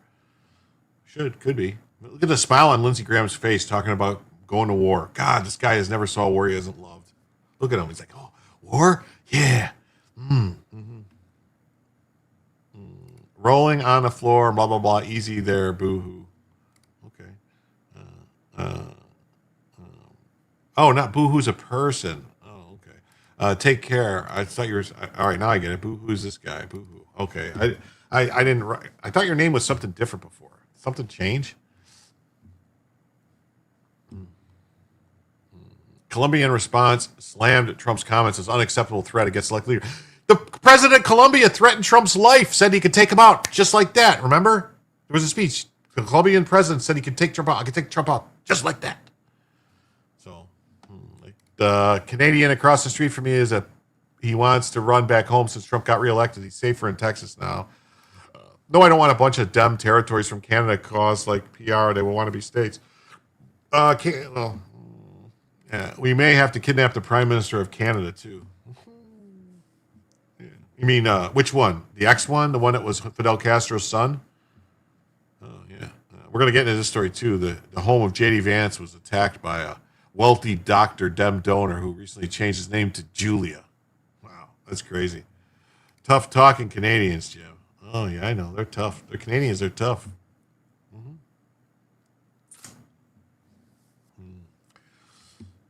The Trump administration imposed sanctions on Petro and his family and a member of his government in October over accusations of his country's involvement in the global drug trade, specifically cocaine. The Colombian president wishes he hadn't said that now. Yeah. Canada has passed more gun bans. Yeah, Canada's crazy with the gun bans. The one that is dating Katy Perry. What? Who's dating Katy Perry? What? You love Dudley Do-Right? Yeah. The president later expanded the operations to also target drug traffickers' ships in the Eastern Pacific that came from Colombia. The weapons charges apply by law because they are get tied to the drug charges. Channel says Canada is not pushovers; they're push-ins. Our Liberal Party is evil, but the system is stacked against conservatives. Justine is dating Katy Perry. Oh my god! Oh my god! No! I remember when I used to like Katy Perry. I just said this, but I'll say it again. I thought the report said they incinerated on their way out of Venezuela. Incinerated what? Did they let Maduro fly the chopper? No. Pushed and rolled overs. Yes. No, they didn't let him fly.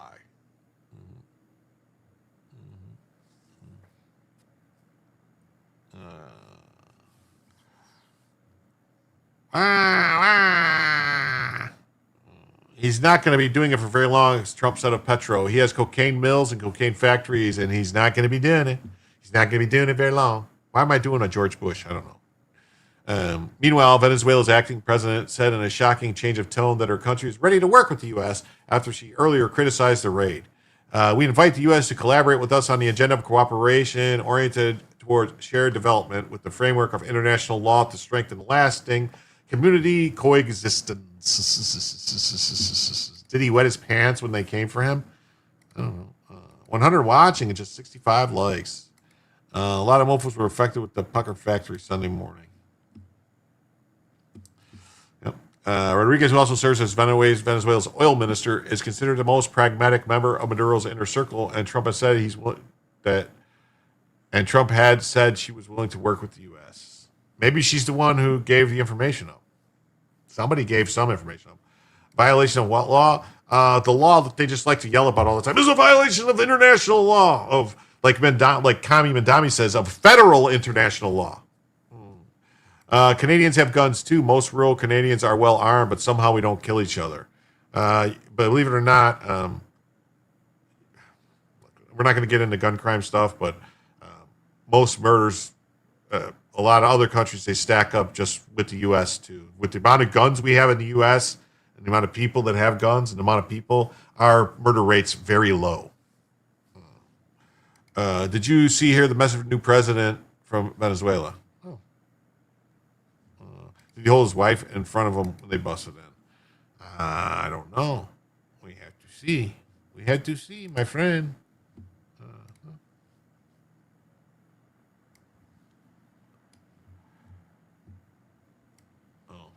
Okay, cool. All right, I like this.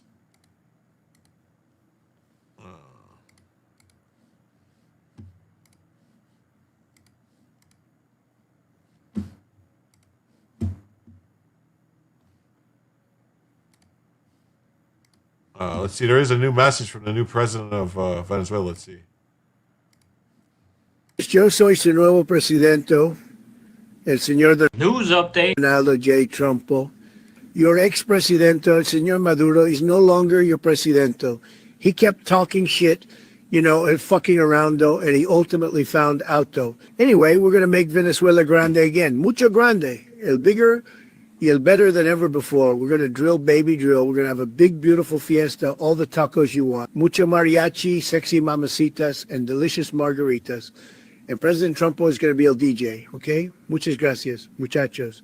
Y let's make el Venezuela grande again. Arriba el Venezuela, amigos. Hola, amigos. Yo soy su nuevo presidente, el señor Donaldo J. Trumpo, your ex-presidente, el señor Maduro, is no longer your presidente. He kept talking shit, you know, and fucking around, though, and he ultimately found out, though. Anyway. Yes, that's pretty good. That's pretty good, I must say. That's pretty good.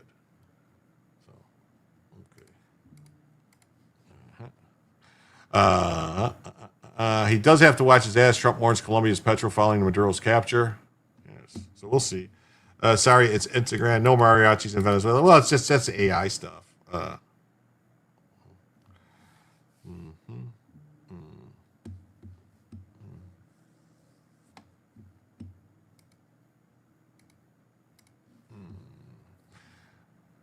David Marcus says Trump restores America as the world's superpower. It's an opinion by David Marcus. Is this a video? Let's go to Fox News correspondent Lucas Tomlinson, who's covering President Trump in West Palm Beach this weekend. Hi, Lucas.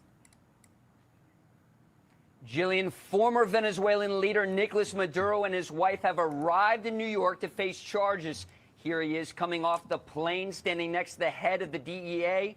President Trump says the U.S. is going to run Venezuela, even if it requires American troops to do it.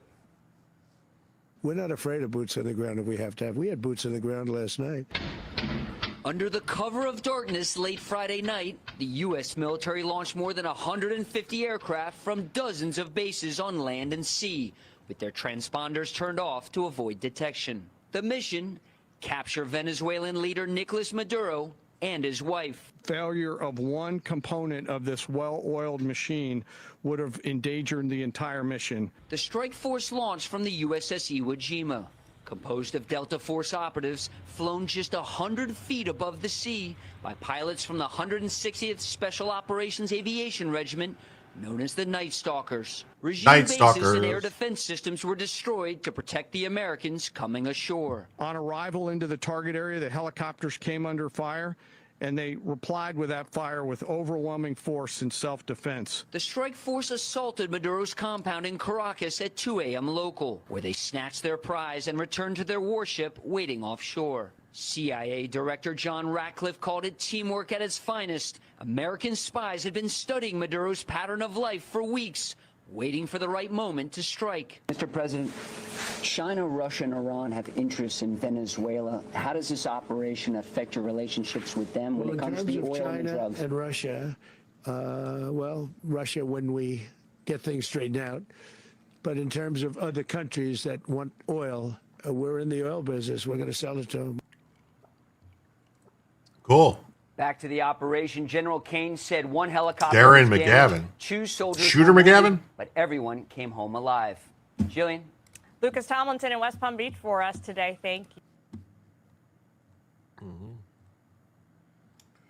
So, for the first time in 15 years of my life until roughly 1990, the world had 2 legitimate superpowers: the United States and Soviet Union. We know this not because anyone told us so, but because both nations could empower and protect their client states across the globe. With the collapse of the Soviet Empire, the United States became arguably for the first time in human history the planet's only major superpower. I don't know if that's for the first time.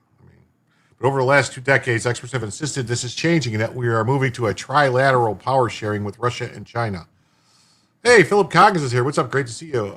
Muchos besitos cervezas. Cervezas? Probably wrong. Good series, Night Stalker. His wife is 69, 6 years older than little Nikki. Did I cover the bus rates being increased in New York City after Mom Dummy promised free transit? Well, I don't think it's up to him. And also, it's kind of a local story, but I mean, I didn't have it. I didn't have it in my coal check. I didn't have it in my story for tonight. I'm trying to get through a bunch of this international stuff. On Saturday, this is basically all the news that I kept seeing. On Saturday, a successful operation to depose and arrest Venezuela's illegitimate and Kremlin-backed leader, Nicolas Maduro. President Trump sent the world a clear message: not so fast. About a month ago, I ran a column in these pages with the title, Trump's Aggression Towards Venezuela, a Warning to Putin. And within an hour, Trump posted it on Truth Social. A presidential share is always a great chance to get clicks, but in this case, it also proved the theory. On Saturday, with the stunning and perfectly executed operation to seize Maduro, Trump left no more doubt. The United States is still the world's only superpower, and he just proved it. The basic metric on display here is that neither Russian dictator Vladimir Putin nor Chinese dictator Xi Jinping were able to do anything to protect their close ally Maduro and maintain control of their proxy in our hemisphere. In fact, Trump's embrace of the Monroe Doctrine, which he now comically dubs the Donroe Doctrine, a century-old American idea that we have the right and responsibility to control our neck of the geopolitical woods, is proving a raging success, leaving our enemies flaccid in the response. Flaccid? Is that the term you want to use? Let's compare this to Russia's recent attempt to control what it views as its geographical sphere of influence, namely Ukraine. With American support, Putin's attempts to oust or kill President Volodymyr Zelensky have failed for over 3 years, with hundreds of thousands of dead and dire economic consequences. It's the Marilyn Monroe Doctrine.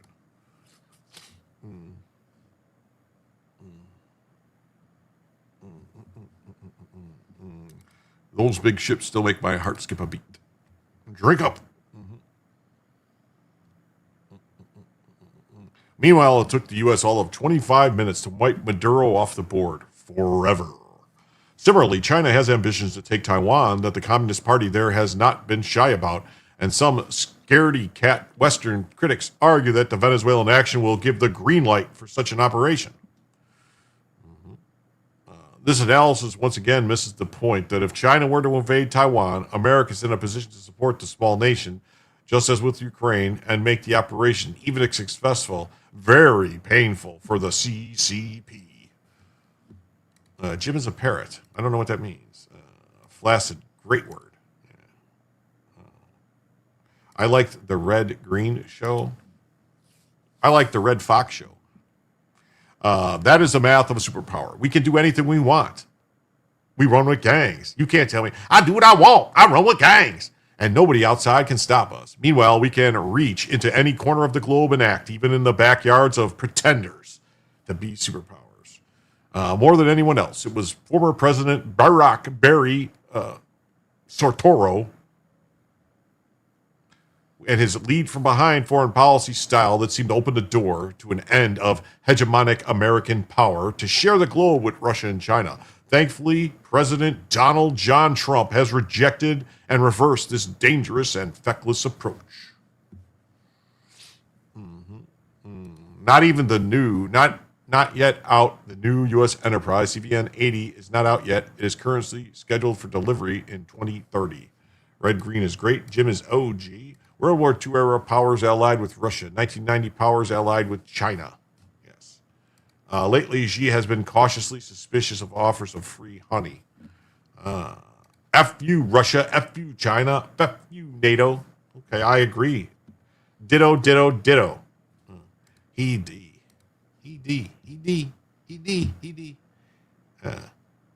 I preferred red versus blue over red green.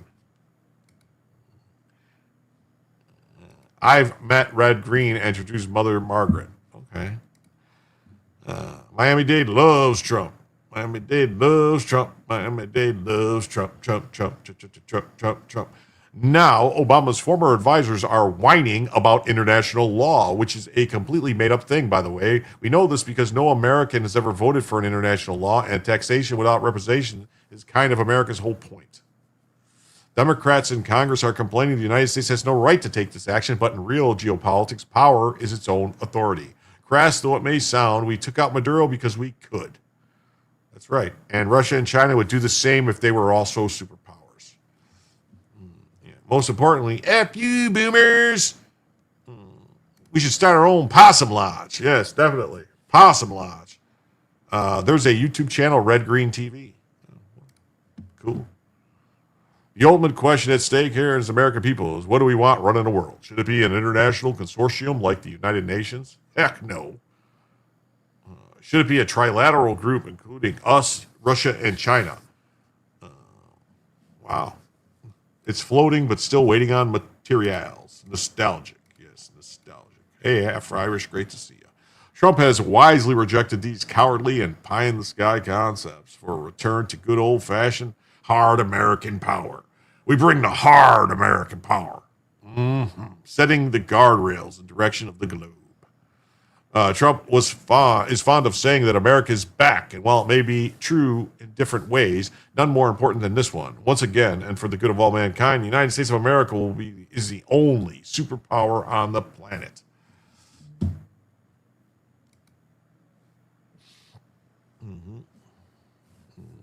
My riding has voted conservative for decades. Unfortunately, cities have liberals, and therefore seats are. I don't know.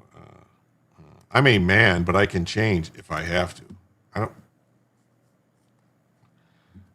Shipyard should be getting really busy soon. Yeah, I thought we made some kind of deal with some country like South Korea, maybe, and Japan, and stuff to help build ships.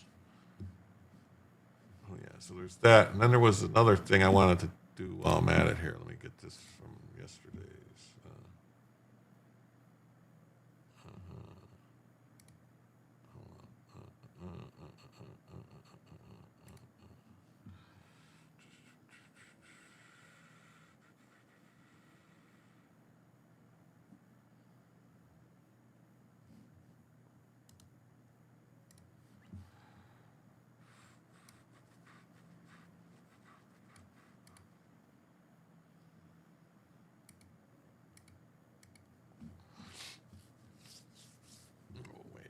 So there's a story I wanted to read.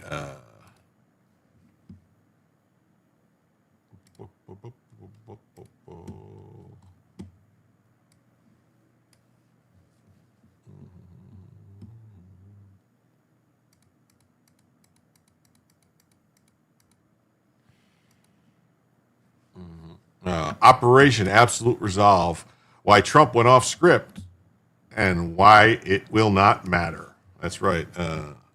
South Korea is the Hyundai for shipbuilding. City folks, because of the numbers, control nations. It can be fairly said that the most precarious job in the world are those of a golf ball collector at a driving range, a mascot at a Chuck E. Cheese, and a Trump administration lawyer. I once attempted to drink Canada Dry. I drink Canada Dry all the time. I like it. I like Canada Dry ginger ale. I really do, especially the one with the lemon added. They got the lemon. Lemon is good in there. This was evident at the press conference yesterday as President Trump blew apart a carefully constructed narrative presented earlier for the seizure of Venezuelan President Nicolas Maduro, and his wife. Some of us had written that Trump had a winning legal argument by focusing the operation as a seizure of two indicted individuals in reliance on past judicial rulings, including the decision in the case of former Panamanian dictator Manuel Noriega. He wasn't voted in. He was planted to pardon Nixon. Relax, Jim. It's the Red Green Lodge wears flannel shirts. It's not commie Islamic. Oh, okay. That's what I thought it was. I was getting confused. Just found out today that Hyundai owns 80% of Boston Dynamics, the robot badasses. WTF. Secretary of State Marco Rubio and General Dan Raisin Kane stayed on script and reinforced this narrative. Both repeatedly noted that this was an operation intended on bringing two individuals to justice that had law enforcement personnel that were part of the extraction team to place them into legal custody. Rubio, once again, particularly effective in emphasizing that Maduro was not the head of a state, but a criminal dictator who took control after losing an election.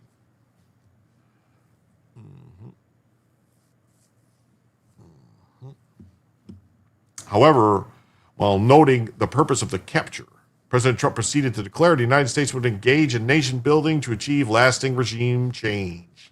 He stated that they would be running Venezuela to ensure a friendly government and repayment of seized U.S. property dating back to the government of Hugo Chavez. The city is full of self-proclaimed Trump whisperers who rarely score above random selection in their predictions. However, there are certain pronounced elements in the Trump's approach to such matters. First, he is the most transparent president in my lifetime, with prolonged, at times excruciatingly long press conferences and a brutal frankness about his motivations. Second, he is unabashedly and undeniably transactional in most of his dealings. Well, that's what a businessman is. They're always transactional.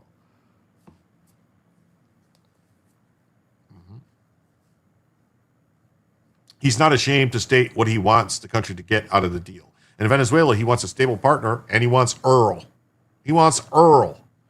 Chavez and Maduro had implemented moronic socialist policies that reduced one of the most prosperous nations to an economic basket case. Kind of what the demon rats are trying to do to America. They brought in Cuban security thugs to keep the population under repressive conditions, and a third fled to the United States and other countries. After an extraordinary operation to capture Maduro, Trump was faced with socialist Maduro allies on every level of government. He is not willing to allow those same regressive elements to reassert themselves. The problem is that if the purpose was... Wait a minute, why did I get cut off of Facebook and Instagram at the same exact time? That's weird. That is very weird. Did I get... Huh. Hold on a second. I got to look at something. What happened?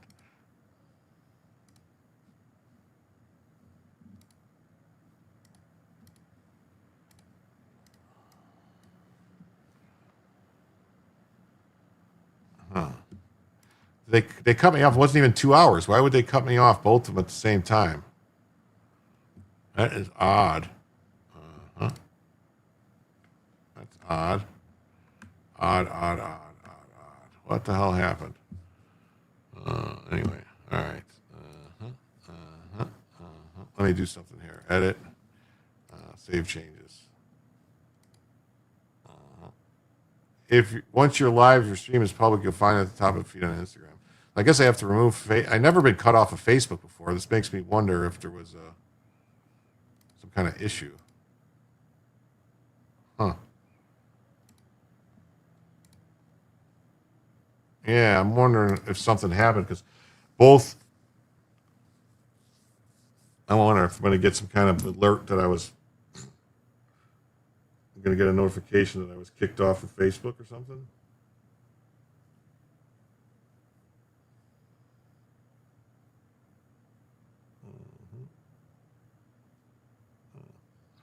Anyway, I offended a mod or something.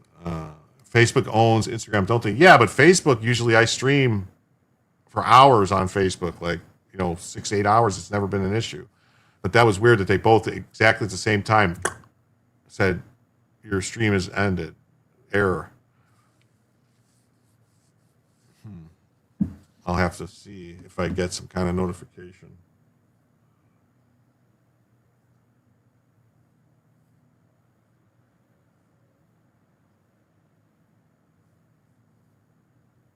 I would think they would have to give me some kind of message, right, to tell me there was an issue. Mm-hmm. Yes, it is weird. I don't know. Anyway, whatever. I'm not going to dwell on it because it's just weird because it wasn't at 2 hours. It was at 1 hour and 58 minutes. That's the odd part. After an extraordinary operation to capture Maduro, Trump was faced with socialism. Yeah. The problem is that the purpose of regime change attack was an act of war, which is why Rubio struggled to bring the oppressor back to law enforcement purposes. I have long criticized the erosion of the war declaration powers of Congress, including my representation of members of Congress in opposition of Obama's Libyan war effort.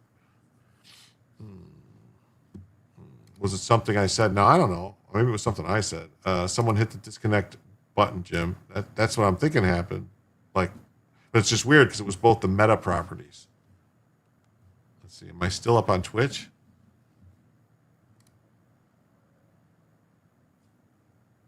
Yeah, I think I'm still up on Twitch.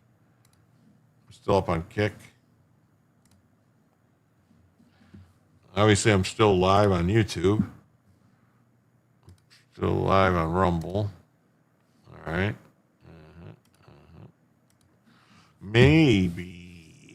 Maybe I'm just being paranoid. Maybe something happened. Maybe it's just some weird stuff. But with Obama, they had to thaw out OBL to shot him. Yeah. Sharkman's post about Canada Dry was a play on words, folks. Yeah, I know. It's like, I tried to drink Canada Dry once, but that, like to say like you were drinking all the liquor in Canada. But I think Canada Dry makes ginger ale. It's quite tasty. It really is. The fact, however, is that we lost the case. Trump knows that courts have routinely dismissed challenges to undeclared military offensives against other nations. In fairness to Trump, most Democrats were quiet as church mice when Obama and Hillary Clinton attacked Libya's capital and military sites to achieve regime change without any authorization from Congress. They were also silent when Obama vaporized an American under his kill list policy. That's right, Barack Hussein Obama, Barry Soetoro had a kill list that had Americans on it. DDoS error. It's possible. Maybe Meta's getting attacked. Maybe Meta's getting DDoSed. I don't know, because I don't see any notification. Let me look.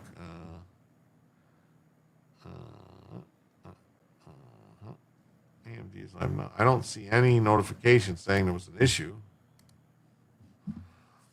So we'll see. Maybe just something happened. It was weird. They're both the same company. I know. That's what I'm saying. Maybe it was something with the. I'm hoping that they're having some kind of internet issues, and it's not that. Otherwise, I'll just have to stop streaming there, I guess, to those, because who cares, right? I mean, they're not really. They don't really butter my bread. You know what I'm saying? Know what I'm saying? Know what I'm saying? My strong preference for congressional authorization. Yeah. So he says. Yeah, so spare me the outrage, because none of these people said anything when Obama was killing American citizens. The courts have previously upheld the authority of presidents to seize individuals abroad, including the purported heads of state. This case is actually stronger in many respects than the one involving Noriega. Maduro will now make the same failed arguments that Noriega raised. He should lose those challenges under existing precedent. If courts apply the same standard to Trump, which is often an uncertain proposition, Trump will win on the right to seize Maduro and bring him to justice. But then, how about the other rationales rattled off at Mar-a-Lago? In my view, it will not matter, and here is why. The immediate purpose and result of the operation was to capture Maduro and to bring him to face his indictment in New York City. New York City? This is Noriega 2.0. The administration put him in custody at the time of the extraction with law enforcement personnel and handed him over to the Justice Department for prosecution. DDoS my balls. Yes. You know that Canadian, let's just say, you know that Canadian women put behind their ears that drives American men crazy? I don't know. The problem with congressional authorization is if he would have to go get it, all the Democrats and half the Republicans would have leaked it out of spite. Yes. Well, that's why. Their boots, their ankles. Their ankles. Yes. Okay. Now I get it. All right. It's a joke. Trump administration could then argue they had to deal with the aftermath of the operation and would not simply leave the country without a leader or stable government. Trump emphasized that we're going to run the country until such time as we can do a safe, proper, judicious transition. I still do not like the import of those statements. Venezuelans must be in charge of their own country, and our role, if any, must be to help them establish a democratic and stable government. Trump added that we can take a chance that somebody else takes over Venezuela that doesn't have the good of the Venezuelan people in mind. And a casino. I was a strip club. Okay. I still don't like the import of the statements. Yes. The devil is in the details. Venezuelans must decide who has the best interest in mind, not the United States. However, returning to the legal arguments, and this is Jonathan Turley. This guy's like, if it comes to like legal stuff, I take his word over other people's. Because, not to mention, he's not like a Trump fan. He's a liberal. Presidents have engaged in such policies for years. The aftermath of the operation is distinct from its immediate purpose. Trump can argue that absent countervailing action from Congress, he has the authority under Article 2 of the Constitution to lay the foundation for a constitutional and economic revival in Venezuela. It's the EU is after us. Yeah, it probably is, man. Probably. He will leave it to his lawyers to make the case. It's not the case that some of us prefer, but it's a case that he wants to be made. He's not someone who can be scripted. If it is his script, and he is still likely to prevail in holding that Maduro and his wife for trial. Cool.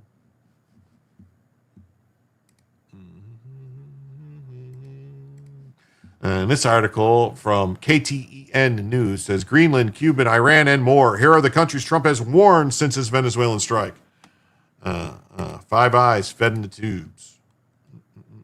Look at this. Mexico, Cuba, Colombia, Iran, and Greenland. Since the arrest of Venezuelan dictator Nicolás Maduro by U.S. forces this weekend, U.S. President Trump, Donald J., and members of his administration have issued warnings to several other countries and territories, including Colombia, Cuba, Mexico, Iran, and Greenland, a self-governing territory of Denmark. Trump said Sunday, we are in the business of having countries around us that are viable and successful and where oil is allowed to freely come out. Oil, come out and play. Oil, come out to play.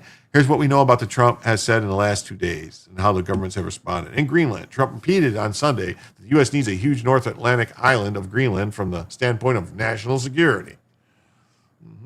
We need Greenland. It's so strategic right now. Greenland is covered with Russia and Chinese ships all over the place, Trump told reporters aboard Air Force One. We need Greenland from the standpoint of national security, and Denmark is not going to be able to do it. Just not going to be able to do it. Not going to be able to do it. Not going to do it. Responding to Trump's latest comments, Greenland's Prime Minister Jens Frederik Nielsen said that the current and repeated rhetoric coming from the United States is entirely unacceptable. When the President of the United States speaks of needing Greenland and links us to Venezuela and military intervention, it is not only wrong, it's disrespectful. Well, we can make it very respectful. We can do this the easy way or the hard way. Which way you want it to be.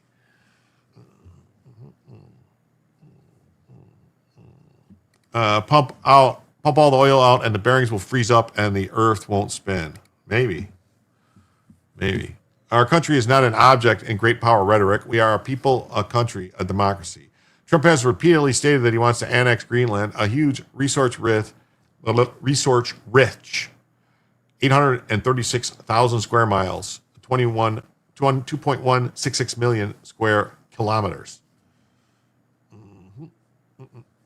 Claiming that it's needed for American security purposes. Well, it could be. Could be.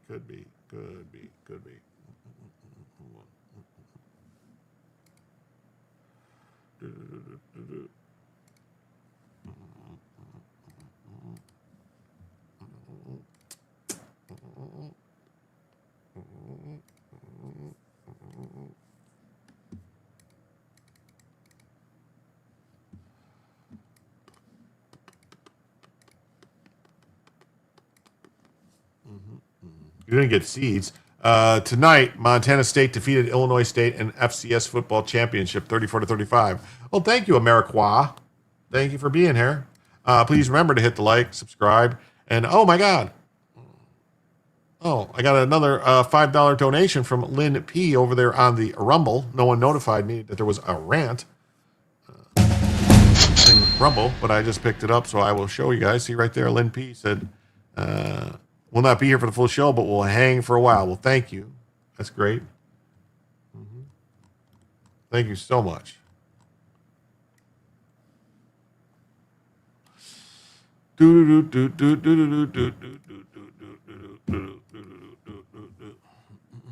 Both Greenland and Denmark are NATO allies of the U.S. and are staunchly opposed to the idea. Well, in Colombia, Trump had harsh words for President Gustavo Petro, describing him as a sick man who likes making cocaine and selling it to the United States. Well, when pressed by a reporter if those comments meant there could be an operation in Colombia, Trump said, sounds good to me. Oh, my bad. I'm still working, dealing with problems. I should have notified you, Jim. Don't worry about it. I'm checking it occasionally. I check on a random basis. So, it doesn't have to be you. Truman should have played hardball with Denmark post-World War II to maintain control of Greenland. Yeah. Should have. Woulda, coulda, should have. Those are all them things that we say like, woulda, coulda, should have. Woulda, coulda, should have been the way. Woulda, coulda, shoulda, just to say. Boo-ba-doo-boo-boo-boo-boo-boo. Hans Christian Andersen and Ugly Fitty's Furniture is all I know about Denmark. Petro defended his government's track record on combating drug trafficking in a near 700-word post on X, including what he describes as the largest cocaine seizure in the world's history. They probably did that on purpose. They do that. They give up stuff, so that they do is they take it and they'll take and make it so that it's like 1% cocaine. And they'll just give it up so they can test it. It'll come up on the thing and say, oh, yeah, there's cocaine there, but then it's not really. It's like, they'll take like 1 kilo and make 100 kilos out of it. Petro said he has ordered targeted bombings against drug-linked armed groups while adhering to humanitarian law. Well, how is bombing them if what Trump was doing to the boats was bad, what's this? You made my dog bark. I'm sorry. However, cocaine production in Colombia has reached record highs. Wow, man. Record highs. Petro, a former member of the M19 guerrilla group. Yes, M19. You might want to look those people up, what they did. Yes. They were completely tied in after they screwed around and messed around with kidnapping one of, I want to say it was the Ochoa's sister. And that's when Pablo Escobar started Death to Kidnappers or something like that. Organization that hunted them down. Bella's headed west. All right, let me fix it. Man, I don't know. Something's up. My nose is itchy tonight. Hey, Gundam's here. What's up, Gundam? Gundam. I'm in Western Washington, so with the short season, just used autoflower for the first time last year. Wow, what a difference. Okay. Jim, you're toasted. Maybe. I swear not to touch a weapon again, but for the homeland, I will take up arms again, he said. Oh. Petro angered the Trump administration and had his visa canceled in September after calling on U.S. soldiers to disobey orders.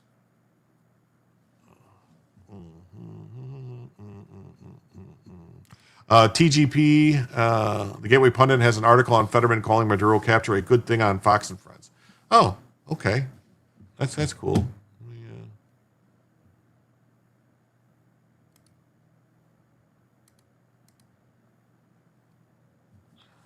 I will try to find that.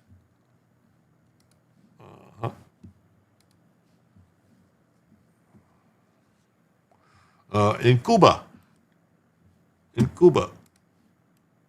Trump said Sunday that military intervention was unnecessary in Cuba, a key ally, because it's ready to fail.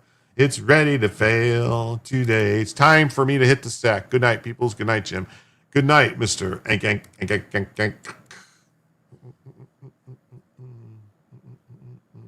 Trump, sounds good to me. Okay. Let me see if that's something I already had.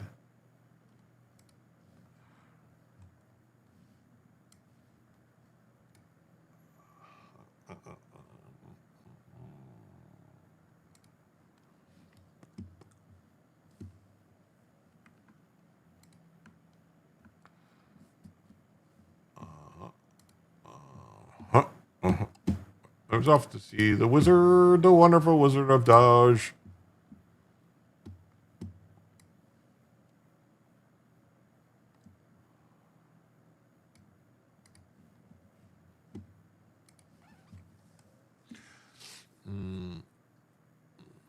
I don't think we'll need any action. It looks like it's going down about Cuba. I don't know if they're going to hold out, but Cuba has no income. They get all their income from Venezuelan oil. But as Secretary of State Marco Rubio called the Cuban government a huge problem. I think they're in a lot of trouble. A lot of trouble. They're in a whole heap of trouble. You Duke boys is in a whole heap of trouble. I'm not going to talk about you and what our future steps are going to be and our policies are going to be right now in this regard, but I don't think it's any mystery that we're not big fans of the Cuban regime. Yes, Marco Rubio, Ted Cruz, not big fans of the Cuban regime. At a rally on Saturday in front of the embassy in Cuba, President Miguel Diaz-Canel promised not to let the Cuban-Venezuelan alliance go down without a fight. For Venezuela, of course, for Cuba, we are willing to give even our own life, but a heavy cost. In Mexico, Trump has frequently accused Mexico of not doing enough to clamp down on drogas cartels. On Sunday, he said drugs were pouring through Mexico and we're going to have to do something. We're going to have to do something. Trump added the cartels in Mexico were very strong and Mexico has to get their act together. They got to clean their old act up. In a phone interview, Trump said that he was asked Mexican President Claudia Sheinbaum if she wanted the U.S. military help in rooting out the cartels. Sheinbaum again rejected U.S. intervention in Venezuela and seizure of Maduro on Monday. Yeah, she's very upset that Maduro got seized. She's worried she might get seized, if you know what I mean. Mexico reaffirms a principle that is neither new nor open to ambiguity. We categorically reject intervention in the internal affairs of other countries. Oh, well, then stop sending drugs in our country, interfering with the internal affairs of our country, because that's what you do. Oh, catch you on the flip side, you fine folks. All right, you're leaving too? Everybody leaving me tonight, huh? And smarter than half the Republicans, too. Oh, yeah, talking about Fetterman. Ooh, who's the Fetterman? So someone should do a song. You know what? Was it Pearl Jam that had the song Better Man, right? And change it to Fetterman. Someone needs to do that. Someone get on that. AI that up. Oh, Fetterman. In responding to Trump's accusation that Mexico has not done enough to combat drug cartels, Sheinbaum asserted that Mexico cooperates with the United States, including for humanitarian reasons, to prevent fentanyl and other drugs from reaching its population, especially young people.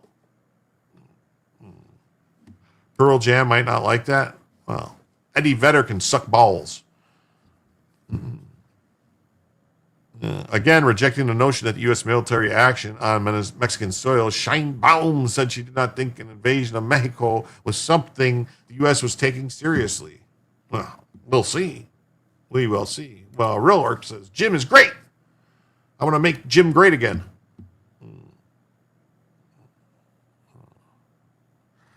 In Iran, Trump repeated his warning to Iran, where anti-government protests are in their second week. If they start killing people like they have in the past, I think they're going to get hit really hard. They're going to hit really hard. It's going to be the biggest hit they ever had. Trump told reporters last week, Trump said if Iran kills peaceful protesters, which is their custom. It's a custom in Iran to kill peaceful protesters. It's not like a thing. It was a custom. Said the United States America will come to the rescue. We are locked and loaded and ready to go. One Iranian human rights group estimated that 16 people have been killed in the protests so far. CNN cannot confirm the tally. Yeah, after Republicans. Yeah, they're a bunch of do-nothing-nothings. At the end of last month, Trump warned Iran against any attempt to rebuild its nuclear and ballistic missile program. After meeting with the Israeli Prime Minister Benjamin Netanyahu, Trump said that he had heard Iran is behaving badly, and I hear that Iran is trying to build up again, and if they are, we're going to have to knock them down again. Hey, what's up? We got how was Christmas and New Year's? Pretty good. Ice House, great to see you. Thanks for stopping by. Big Howard says, I'm here, Uncle Jim, just working tonight and haven't been other than the weather. Well, glad to see you. What's this? Tusi showed the IRGC storming a hospital last night. Utter barbarians. Wow. Hey, what's up, man? Great to see you. I want to see if anyone been in kick, because just this Jigan 66 is the only one been in kick. So, but I don't know why kick is not appearing all of a sudden in StreamYard. I don't know what happened. Let Iran take the whole region. I don't know about that. It was a movie, not a movie, but a book would talk about what would happen then. So Iran's supreme leader, Ayatollah Ali Khamenei, said Sunday that the Islamic Republic will not yield to the enemy, and rioters should be put in their place. And by place, he means the ground. The U.S. bombed several of Iran's key nuclear facilities in June amid Israel's 12-day war against the country. The attack ended what had been a stuttering process of bilateral U.S.-Iran talks designed to rein in its nuclear program.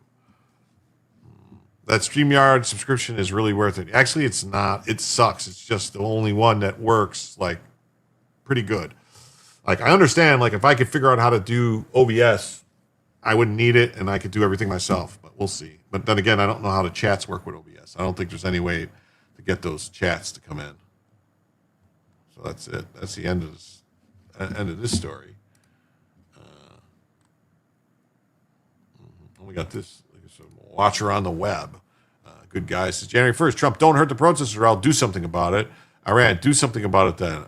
January 3rd, Operation Absolute Resolve. Rubio, it's called Absolute Resolve because when we say something, we mean it. Iran kills protesters and posts videos. U.S. moves 15 Globemasters loaded with Rangers into the exact position they would need to be in to do some shit in Iran. Chat, I think he means it. I might do it. I might not do it. I might have done it already. Nobody knows. Trump Zoo. Yes.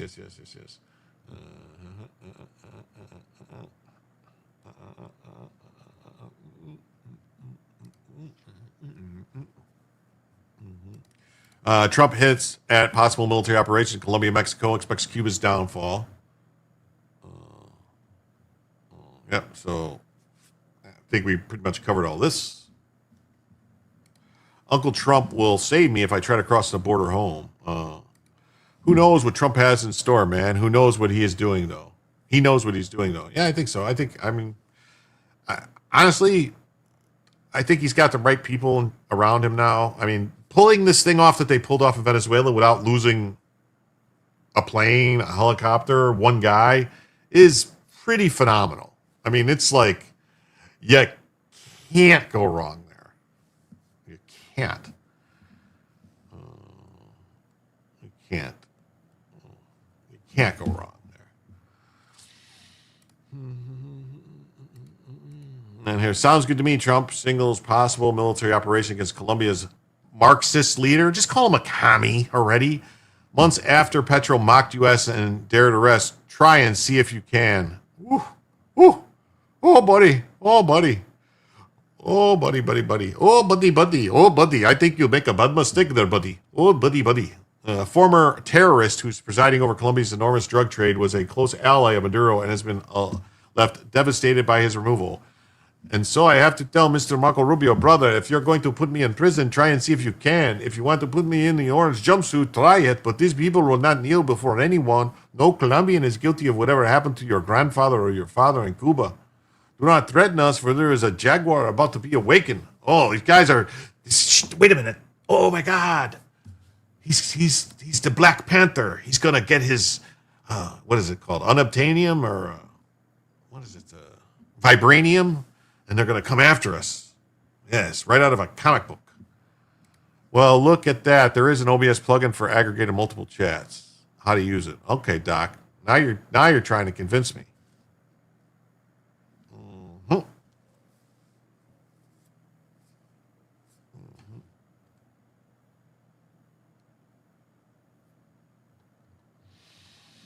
Wakanda in South America. That's what it sounds like. They're Wakanda. Do not threaten us, for there's a jaguar about to be awakened. 2 centuries of going from war to war, we have taught us indigenous shrewdness. And if people freely to wish to return to paramilitary rule, we have no choice but to obey.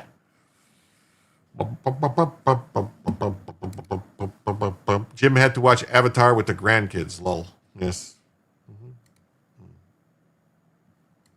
There's a plugin for everything in OBS. Okay. Yeah, OBS is super easy, man. Just put in a day to figure it out with YouTube and you're good. Okay. I guess I'm going to have to do that. Tell the president of the Inter-American Development Bank that his money will not enter into Colombia's elections. The people of Colombia are not for sale. What?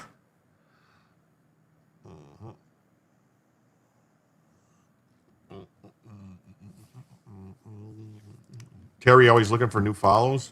Merry Christmas and Happy New Year, Jimbo. Well, thank you, Real Wook.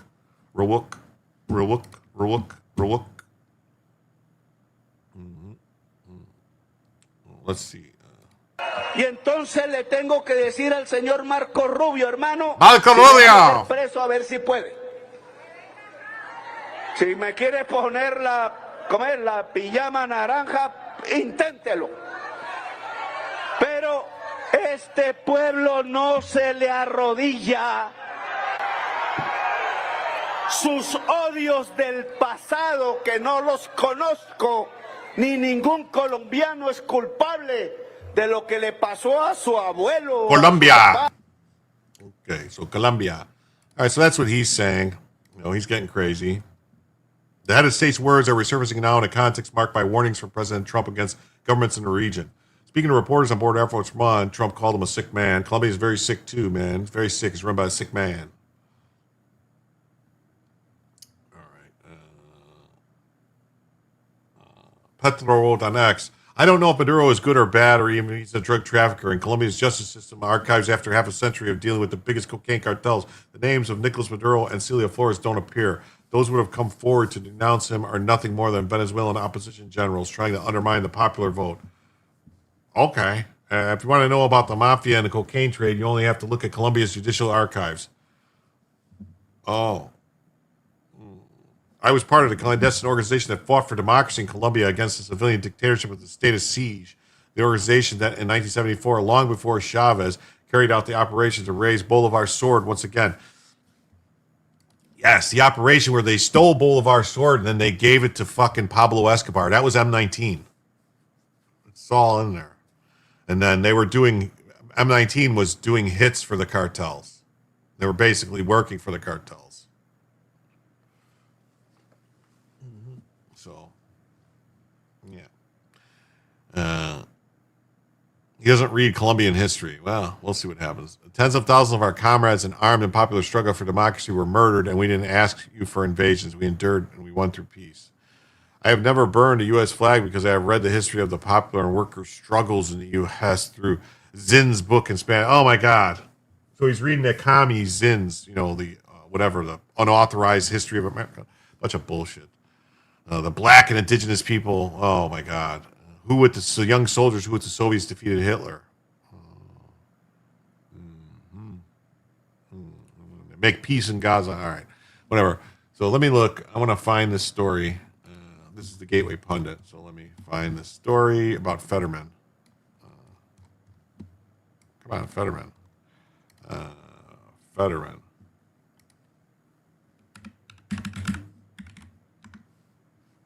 Why do I keep getting this verification about if I'm a human on stuff? Something weird is going on. But Senator John Fetterman is once again the most reasonable Democrat. Oh, okay. Is this going to be a video? No.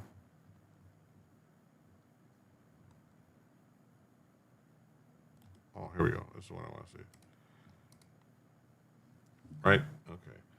On Venezuela, Senator John Fetterman is once again the most reasonable Democrat. It's a video. So let's see. Screen cap of the video. So let's see. We'll get to the video.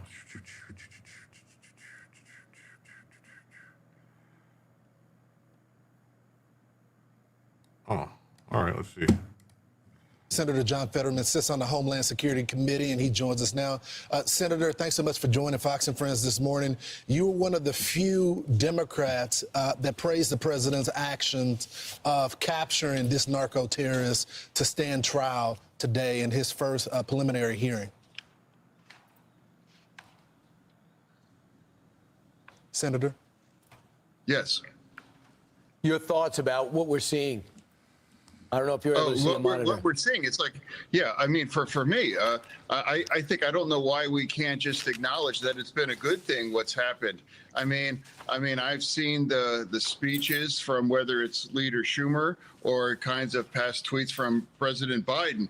We all wanted this man gone, and now he is gone. I think we should really appreciate exactly what happened here, and I think we did, just as I've salute our military, what they've done. That was really surgical and precise and very efficient. So why we can't celebrate these kinds of things. And I'm open to the good opportunities that a better future for Venezuela after this happened. Yeah, you're absolutely right. There are 8 million displaced Venezuelans celebrating. Aren't the Democrats who are complaining about this? Aren't they watching those celebrations, seeing them dancing, hearing their stories about not being able to go home, not being able to be by their grandmother's side when she's dying in Venezuela because they can't enter that country? I agree. I mean, look at the kinds of places that they understand the good thing that happened here. They're celebrating these kinds of a thing. And now we want to remember the kinds of chaos and the suffering that Maduro brought to Venezuela. Why we all can't just call that as a good development now and be open to better kinds of outcomes for that nation. Our nation was forced to absorb over 500,000 Venezuelans. So now that's the kind of chaos, and I think it was appropriate and surgical. This wasn't a war. This wasn't boots on grounds and in that kind of a way. This was surgical and very efficient. And I want to celebrate our military. And now they're also putting him on a trial. They didn't assassinate him. They didn't disappear him. He's actually on, our TV right now, and they're going to give him a trial right now. Good point, yes. Senator, I know you're not part of the Gang of Eight, but we're expecting a briefing from the Secretary of State, the Secretary of War, as well as the Attorney General and the FBI. What does Congress need to hear from them? I feel like the administration has been quite transparent, but you guys are going to receive a classified brief in the Gang of Eight today. Yeah, well, I mean, everybody wanted to see about that video about that boat. And now we're not talking about that anymore. It's like, well, that happened. So, for me, I think Democrats, we all used to describe him as a dictator or a tyrant or a terrible person. And it wasn't less than a year ago, President Biden raised the bounty for $25 million less than a year ago. And now here we're in a better way to now. And that's why I think as a Democrat, just because it's a different party here, it's like I'm open to better opportunities for Venezuelan. And now I turn to a lot of the Venezuelans in our nation, and they're all celebrating these things. And we all recognize that kind of warm collectivism, socialism in Venezuela. No one really liked to live under that, and they had to flee that. And now here we have a way forward, and now there's a trial, a public trial, and now here. So that's the way it works. So Senator Chris Murphy, your Democratic colleague, called the operation wildly illegal. Wildly illegal. This war. Nobody asked for this, and I think it's not a war. Conversation to have is Venezuela is not a security threat to the United States. Okay, listen, it's not a war. All right, if it was a war, it would be over in less than 2 days. Like it'd be over fast. Like you saw what happened. It was crazy. And then Gundam says, Pat Hacker says Rubio may be ready to retire when Trump's term is over. I think he's going to probably run as the VP to J.D. Vance more than likely. Knew too many fuckwits thought Zinn was an honest historian. Yeah, are you human? I don't know. I'm starting to question it. Not only half moron. Okay. Whatever happened to the Nicaragua and the Contras? I don't know. I don't know. That was all a crazy liberal narrative. Hello, you were talking to me. I don't know. Bolivar sword. Yeah, the guy who, like the person who the Spanish guy or whatever who came in and did all the stuff and conquest, went. I think he freed them from the Spanish. Bolivar freed all these countries from Spain, if I'm not mistaken, down in South America, something like that. Biden tweets, yeah, I don't know. He's a good down to earth PA Union steelworker Dem. I could work with this man. He's still an effing idiot, though. Yes, I like Fetterman, but I agree with him on this. Yeah. Real work, that's exactly who he's always been. Mm-hmm. Fetterman is my favorite Dem. He just keeps surprising me. Jim tells you, are you telling me the Democrat politician with a possible medical episode or at least had a cerebral event that may have cleared a blockage is the most sane Democrat? It could be. Boom. That's right. It was a surgical event, not a war. That's right. The Conquista is a pipe dream. Rubio is young as F. The right has a lot of young folk.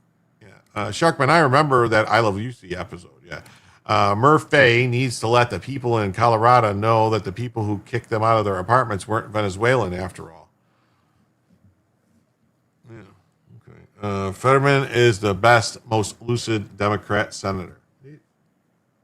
He is lately. He really is. Lately. United States. They're not threatening to invade us. Do you want to take this on?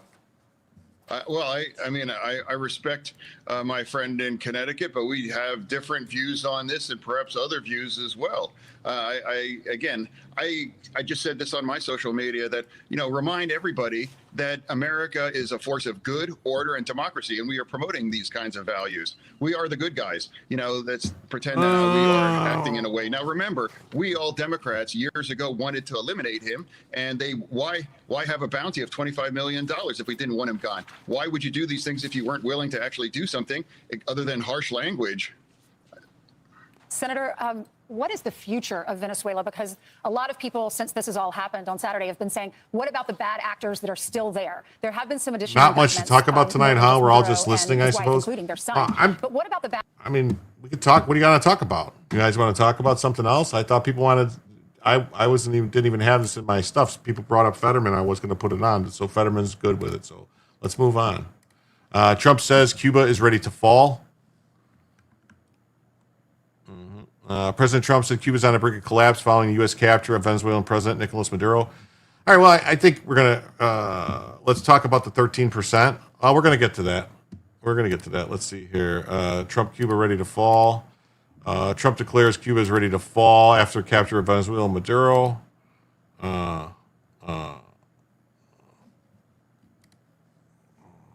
This is that the NATO ally. Are over. It's cold and dark, and classrooms will no longer be empty. If your child is having a hard time What is going back on? into the swing of things, they're not alone. What is what am I hearing? January can be really tough when it comes to What am I sadness, hearing? blues, symptoms of depression, and it's a combination of a lot of things. Dr. Ariana Howitt with the Kids Mental Health Foundation. What am I says hearing? Getting back into the structure of a school What day am I hearing? can lead to stress and impact a child's mood You guys hearing and this? behavior. She recommends keeping their routines as stable as possible, but also making sure they stay active and connected to others. There is this thing we call behavioral activation, which is a treatment tool for symptoms of depression and depression itself.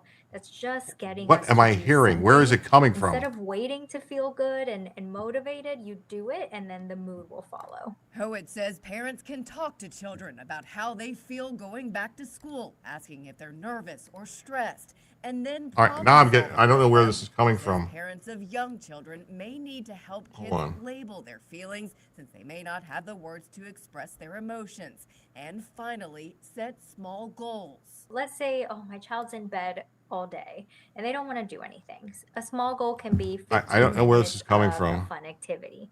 And then you really want to focus on the praise and making it feel good. All right, it was coming from this place. Where is it coming from?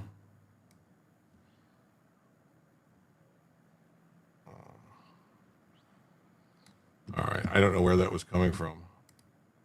That was weird. That was pissing me off. I couldn't find it. I was hearing someone, like a video auto playing something in the background, and I couldn't find it.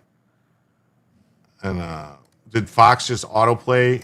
Something just got me, man. They just did me. And the fifth dimension, Jim, you are finally invited. I don't know. It was weird. Look at Task Manager. It's from How to Raise a Snowflake. All right. It's a symptom of sad, Jim, hearing things that aren't there. Really is.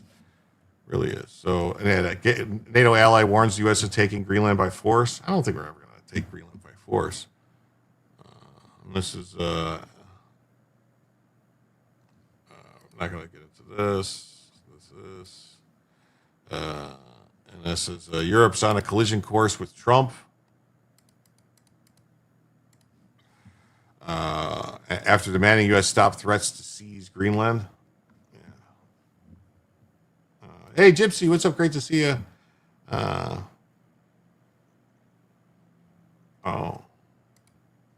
Well, thanks for notifying everybody, Richard. Thanks a lot. I appreciate it. Europe's on a collision course with Trump after demanding U.S. seize Greenland. Europe hits back at Trump after threatening to annex Greenland after days of toppling of Maduro. So let's see. Well, there's a couple stories I want to get to. Hold on. This one. The Monroe Doctrine is back, or is it the Donroe Doctrine? And remarks following this morning capture of Nicolas Maduro. As I said before, annexing Greenland along with Alberta, Saskatchewan, Manitoba, Northwest Yukon territories, eastern BC would be along for control of the Northwest Passage. Yeah, it'd be great, Spuds.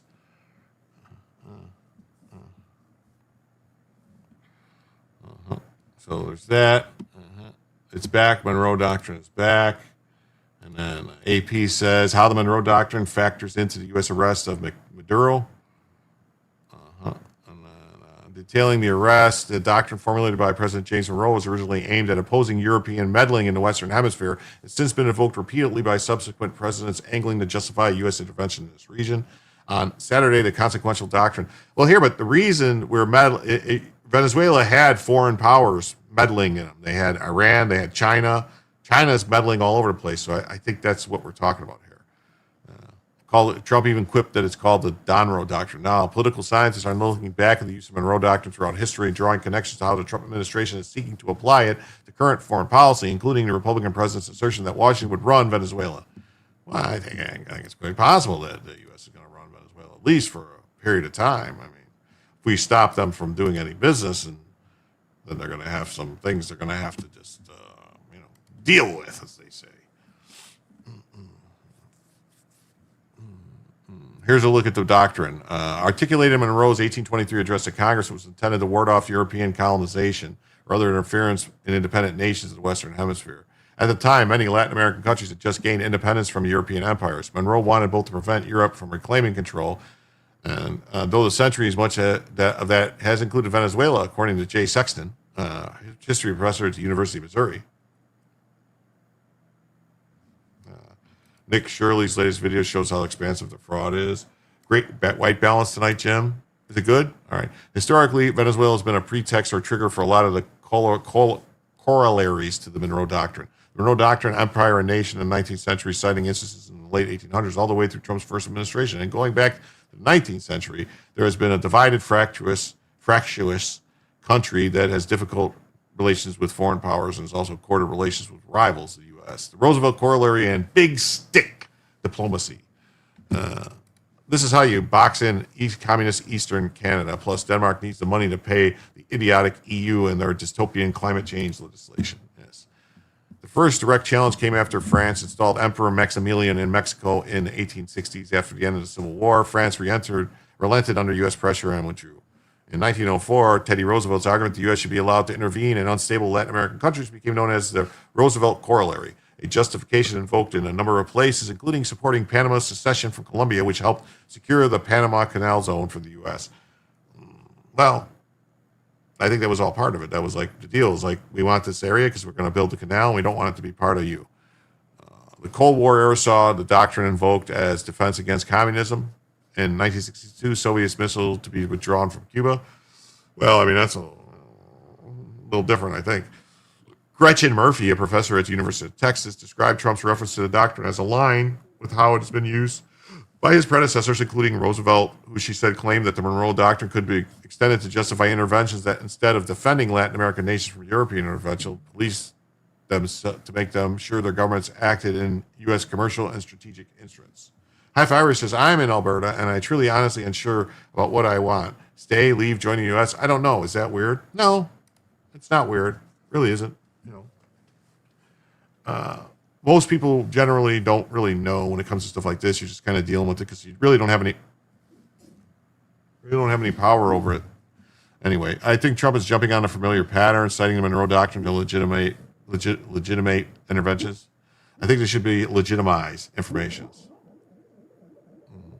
Wow. The Monroe Doctrine and narratives of the U.S. empire. What Trump has said. Trump said that Venezuela under Maduro's rule has been increasingly hostile, hosting foreign adversaries. Well, it has. Spanish seeking Americans require a different touch. Under our new national security strategy, American dominance in the Western Hemisphere will never be questioned again. Waltz, turn the page, turn the page. Good one. We have tremendous energy, and it's very important. Okay. So there's that.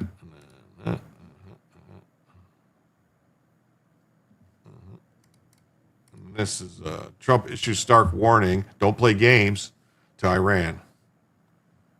Don't play no games. Powerful message. Trump warns adversaries in Tehran not to play games and underscores that he's a man of action. Comes on the heels of the action taken with that. Hey, what's up? Bosco's here, huh? She was gurgling. Yeah, she was gurgling.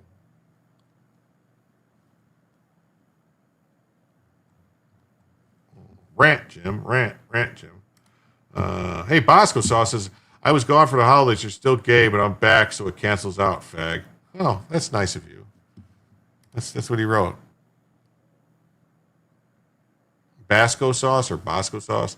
Well, thank you very much for the 20. Greatly appreciated. Greatly appreciated. Really is.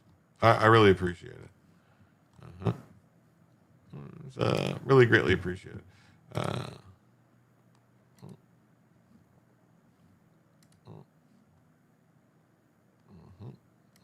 And then we got this. Elon Musk shares photo of himself dining with Donald and Melania Trump. 2026 is going to be amazing, he says.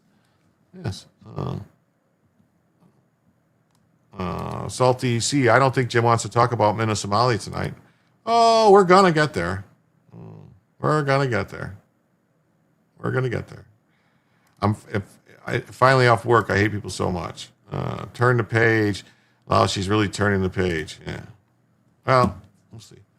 So yeah, Elon Musk and them, they were hanging out, and there was pictures taken. It was really good. So here it is. They had a lovely dinner. It was amazing. 2026 is going to be amazing. So I think Elon's back on board, and he's going to be. If Elon puts his money behind keeping the House and the Senate, and he gets started already, I think it's a lock. I mean, the Senate, I don't think is going anywhere anyway. The House would be the problem. So I think that's good, right? That's good stuff. Yeah. You know, Elon Musk had dinner with the Trump. Teases amazing 2026 midterm campaign. Sounds good to me. Yeah. Okay. Now this story.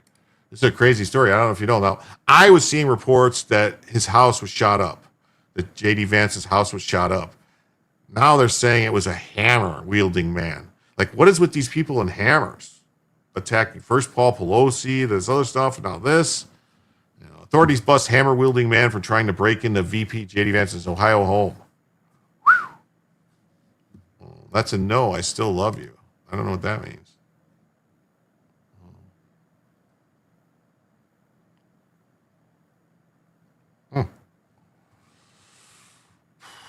Well, look, and newsflash, it's another trans attacker.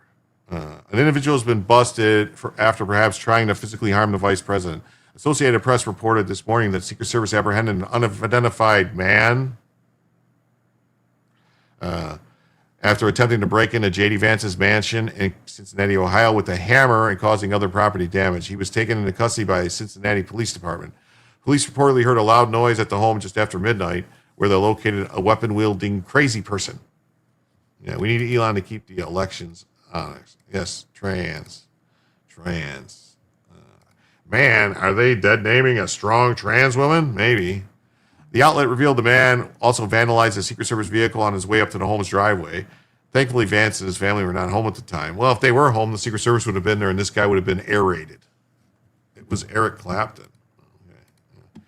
Okay. Below is a photo of the damage. See, now, they were showing photos on the news I saw where they were saying his house was shot up. Because I was like, what? His house was shot up? What?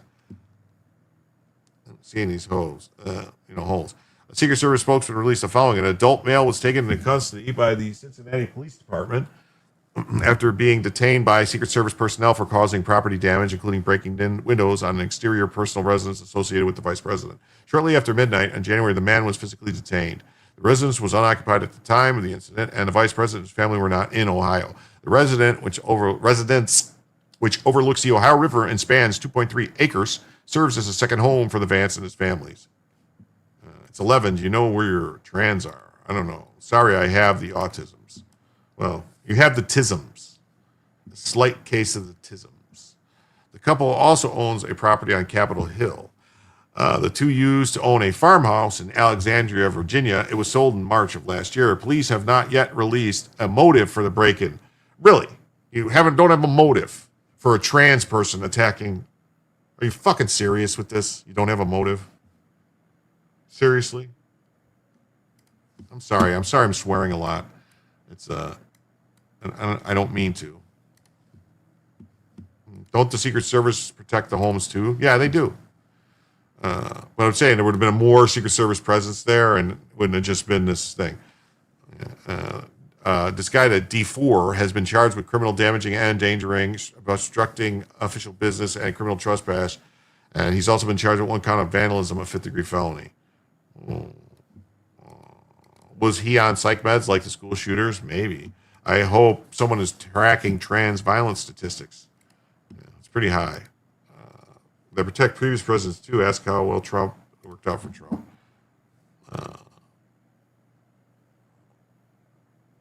Wow. Vance released the following statement on X. I believe it's trending. Unhinged rep Jasmine Slavy Crockett tells the Supreme Court F you for torpedoing her career after ruling clears Texas redistricting. I appreciate everyone's well wishes for the attack at our home. As far as I can tell, a crazy person tried to break in by hammering the windows. I'm grateful to Secret Service and the Cincinnati Police for responding quickly. We weren't even home at the time. One requests in the media, we're trying to protect our kids as much as possible from the realities of public life. In that light, I'm skeptical of the news value of plastering images of our home with holes in the windows. Oh, so he's like, don't post the pictures. Ba, ba, ba, ba, ba, ba.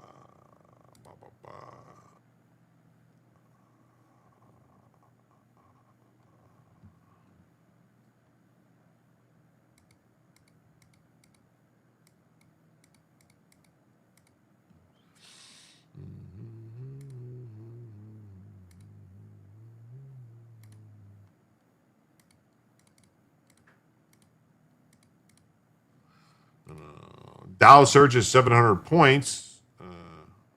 I got it. I got the story, Gundam Zig. I got that story. Yeah. Voted to disband. I got it. Dow surges 700 points, tops 49K for first time as Maduro capture sets Wall Street cheering. That's right. So Dow Jones skyrocketed, briefly costing 49,000 to hit an all-time high. Investors celebrated the raid, betting that would give U.S. access to Venezuela's rich oil reserves, though some analysts warned sanctions could make it difficult to ramp up oil exports. The Dow jumped 600 points, or 1.2%, to close slightly below 49,000. Oh, that guy's happy. Shares in Chevron, the only major U.S. oil company currently operating in Venezuela, jumped nearly 8%. ConocoPhillips and ExxonMobil, both of which left Venezuela nearly 20 years ago when Maduro's socialist predecessor, Hugo Chavez, nationalized their assets.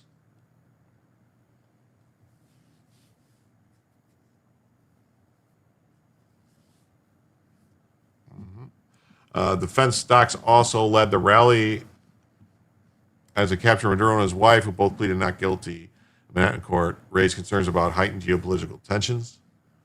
Halliburton did well. Look at the charts. Yeah, they all did. Do you think the guys mad the Transformers make them schizophrenic? It's possible. Yeah, buy low, sell high. That's right. Whoa. Hey, bigot, it was an adult teen. Okay, sorry. Oh. We're going to run the country in such time, he says. We're going to have a very large United States oil company, the biggest anyone in the world, go in and spend billions of dollars, fix the badly broken infrastructure, and start making money for the country. Well, that's good. Oil stocks sharply higher. Then we're going to get into some stuff about Mandami now for New York, because this is some crazy shit. All right. I think the reality is that for centuries we've really treated property as an individualized good and not a collective good, and we are going to transitioning to treating it as a collective good and towards a model of shared equity will require that we think about it differently, and it will mean that families, especially white families, but some POC families who are homeowners as well, are going to have a different relationship to property than the one that we currently have. I think the reality... Well, they're going to take white people's property. That's what they're going to do. That's what they're saying. Yeah.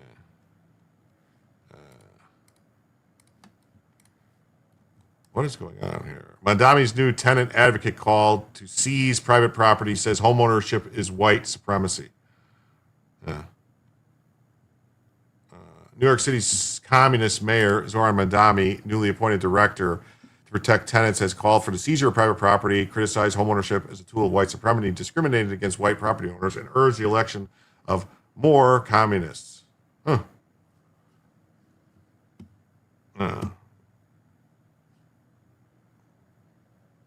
Pass out more guns, make duels a thing again. Sounds good. Confiscate their assets. Yeah, word salad. Yeah, come and take it. Get this, Florida man, Polk County Sheriff Judge, Florida man wearing red lace bras arrested for carrying firearm on her fake breast while trespassing. Oh, we'll pull that up. So this is crazy stuff that's going on in.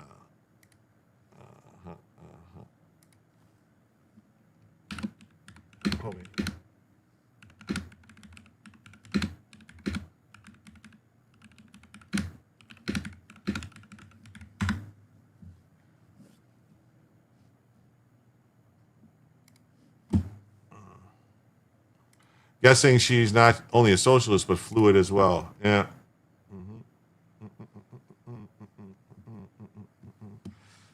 So it's white supremacy, and they're going to take it from white property owners. A longtime housing advocate, member of the Democrat Socialists of America, which are just communists. Hold on.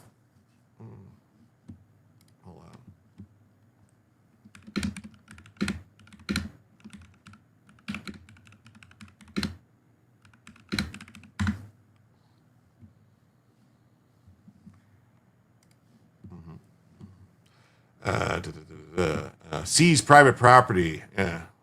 Wow. Private property, including the kind especially homeownership, is a weapon of white supremacy.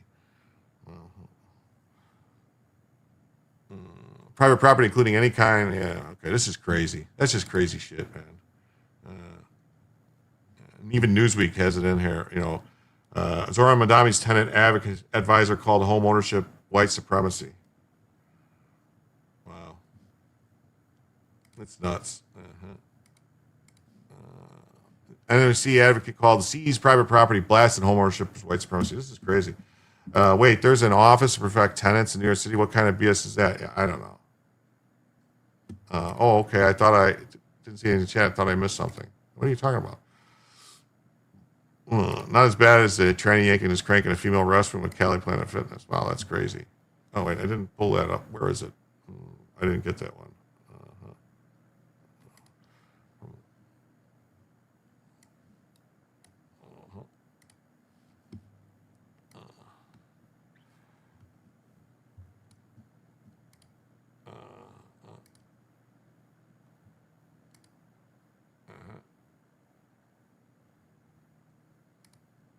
Wait, where'd it go? I had it. Where'd it go? Where'd it go? Where'd it go?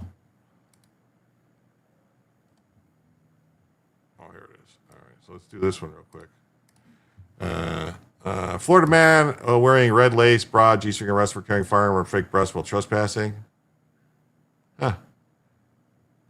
Florida man dressed in red lingerie sporting fake silicone breasts has been arrested in Florida after deputies found him sitting alone in his vehicle dressed in skimpy outfit while trespassing in a construction site. Matthew Zaccarino was wearing a red lace bra as well as a G-string and was sitting in the back of his truck last month at the construction site. Wow. What does this guy think he is? Vito Spatafori?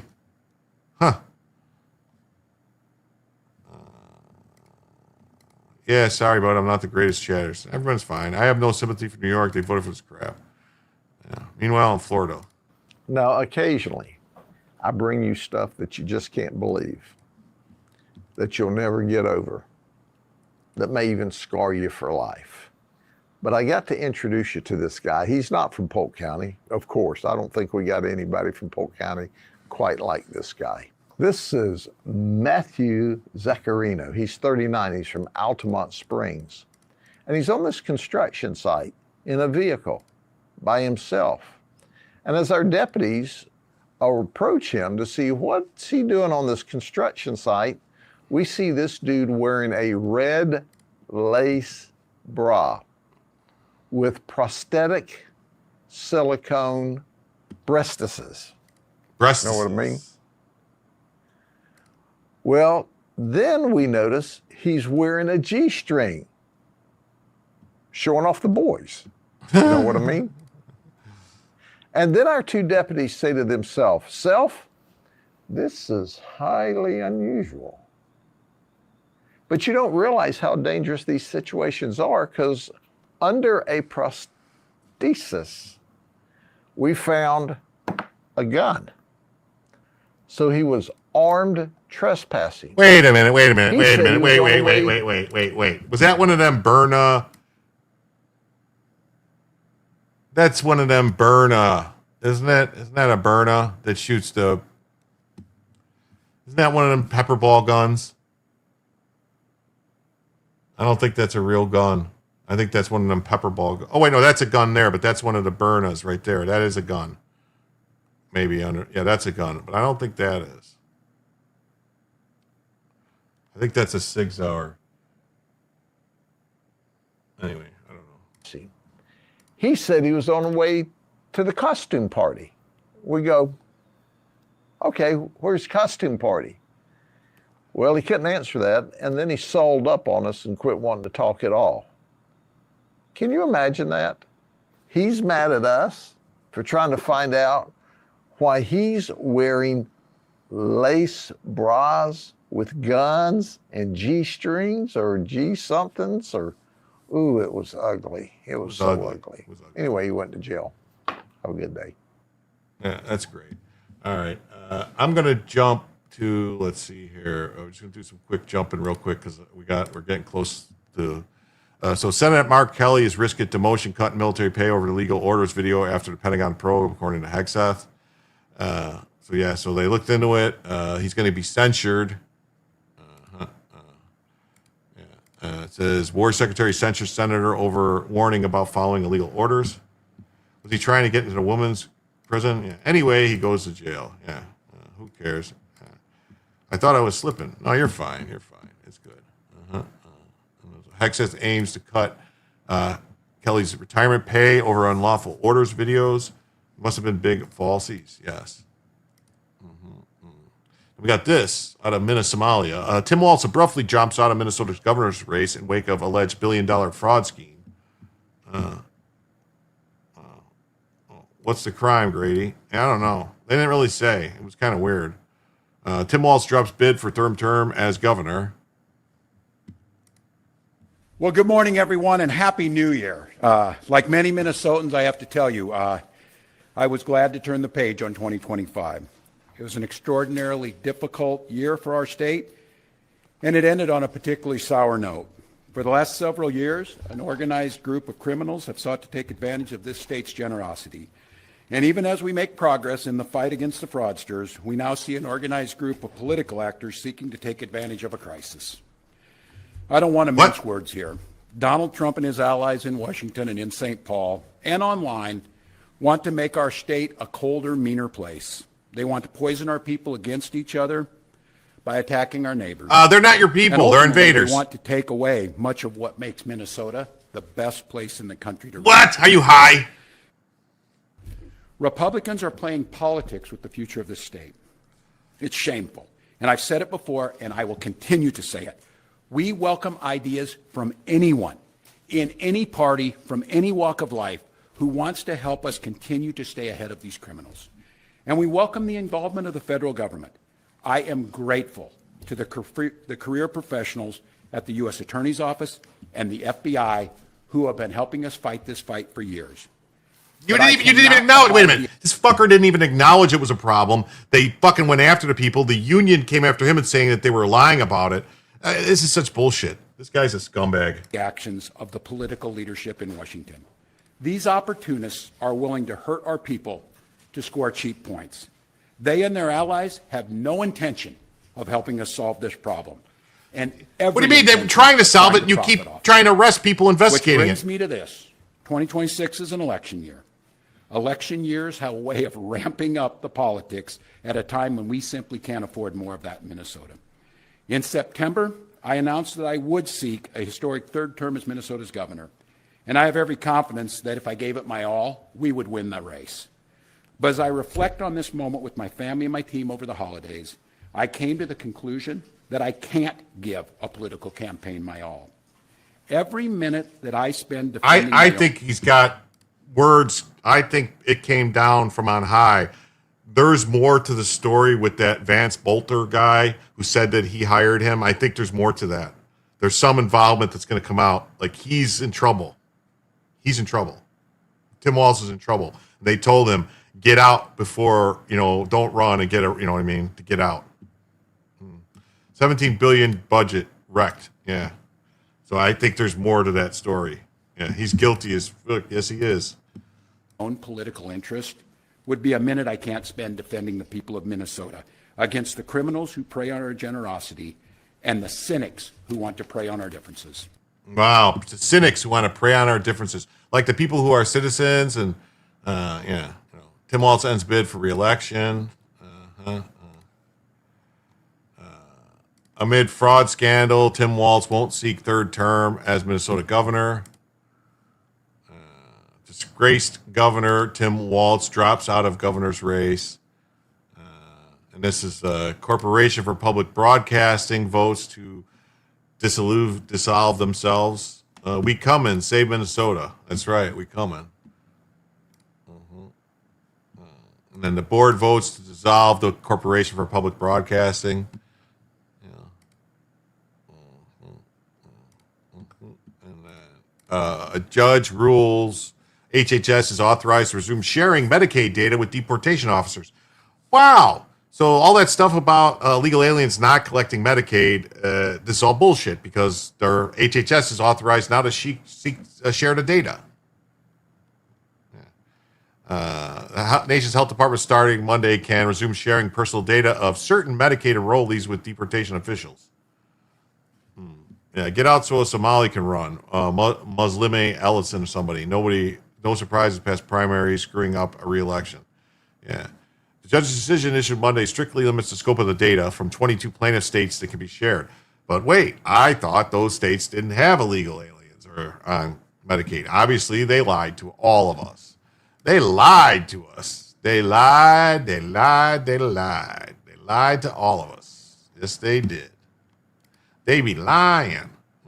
The ruling from Judge Vince Chabarani in San Francisco comes after the Centers for Medicaid said it planned to share the data again as part of the administration's immigration crackdown. He initially blocked the Department of Health and Human Services from sharing personal data, which includes home addresses, with ICE in December. He extended that temporary order. Last week, he ruled after the temporary order expires, HHS can resume sharing basic biographical location and contact information about immigrants living in the U.S. illegally. So illegal aliens. But they said illegal aliens couldn't get Medicaid. Clearly they are. While the lawsuit plays out, they're not allowed to give detailed medical information. No, we don't want the medical information. We just want to know where the fuck they live so we can deport them. They can't hand over Medicaid data about U.S. citizens or illegal immigrants. Just the illegals. That's all we want. New federal policy are totally unclear about what information would be and why it's needed for immigrants. They want to know where they live. That's the information. Any illegals collecting Medicaid got to go. So that's the story. That's that one.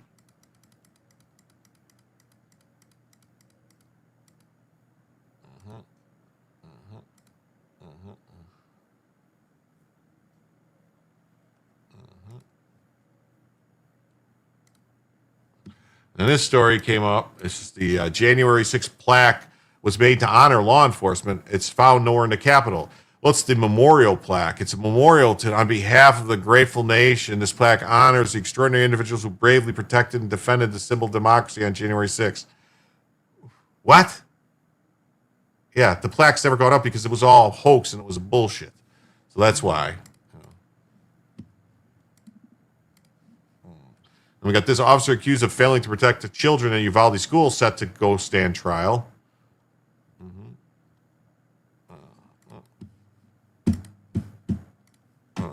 One of the first police officers to respond to the 2022 school shooting goes on trial Monday on charges he failed to protect children during the attack when authorities waited more than an hour to confront the gunman. Yeah. The teenage gunman killed 19 students and 2 teachers. Adrian Gonzalez, the former Uvalde schools officer, will begin on Monday. So is this guy still in jail, huh? Well, they should go after the chief of police, the guy that told him. That's not the chief, right? Nearly 400 officers from state, local, and federal agencies responded, but 77 minutes passed from the time they arrived until the tactical team breached the classroom.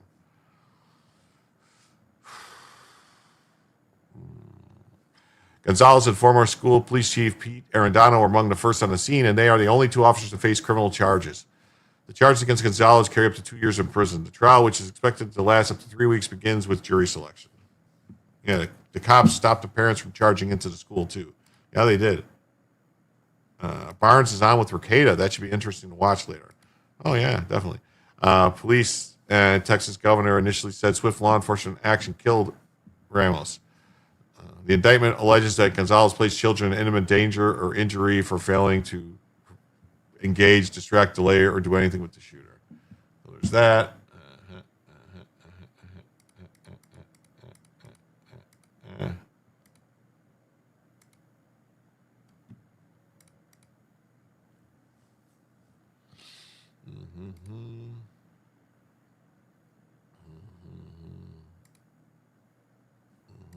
Got this story. CDC narrows vaccine recommendations.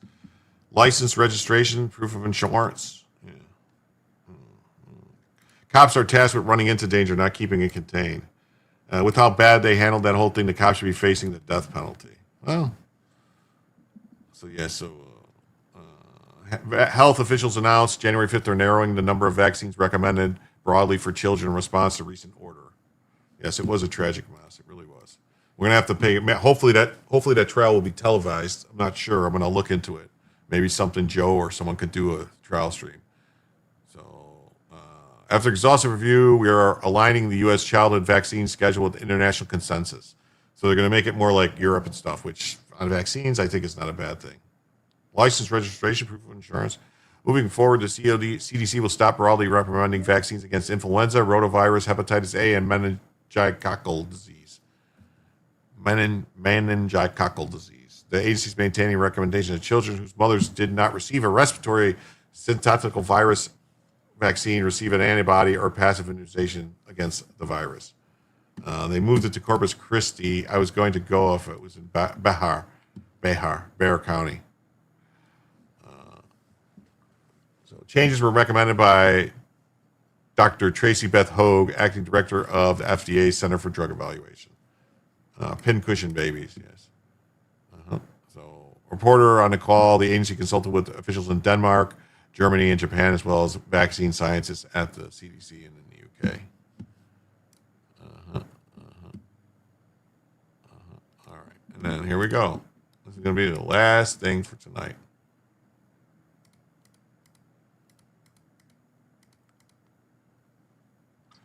We have the illegal alien crime roundup. Here's a rundown of 25 cases that come to light. I'll post links in a reply. So here we go. We got Boone County, Missouri, man detained for drive-by shooting. So we're just going to skip through the list. There's some pictures. Boone County, Missouri.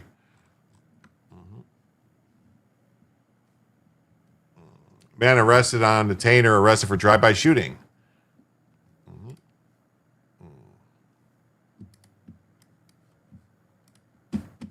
A Mississippi man was arrested accused of hitting and killing a woman on 231 in Troy. Troy police identified this man, Malvin Viejos Bonilla. They say he hit 59-year-old Annie Cooper on December 21st and then left the scene. Police say he was later found in a home in Lucedale, Mississippi. He was taken back to Troy. He's in jail on a 200. Take the right one. Wrong one. Sorry.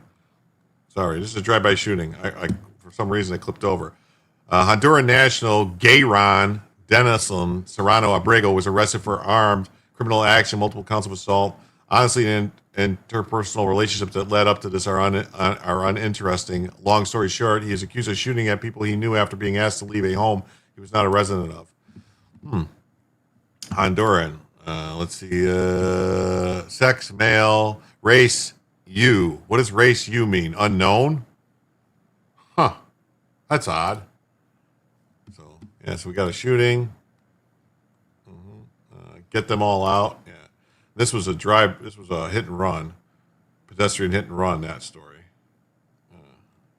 Let's see. Accused of hitting and killing a woman on 231 in Troy. Troy police identified this man, Malvin Viejos Bonilla. They say he hit 59-year-old Annie Cooper on December 21st and then left the scene. Police say he was later found in a home in Lucedale, Mississippi. He was taken back to Troy. He's in jail on a $250,000 bond. Wow. So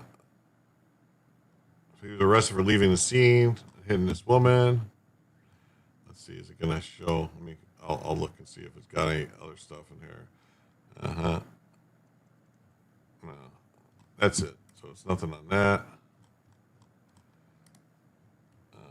And third, we got Chatham County, Georgia. 2 illegal aliens arrested for boys hit and runs. We got 2 more hit and runs. Of the victim after speaking to family members today, and they identified the boy that died as Marcus Anderson.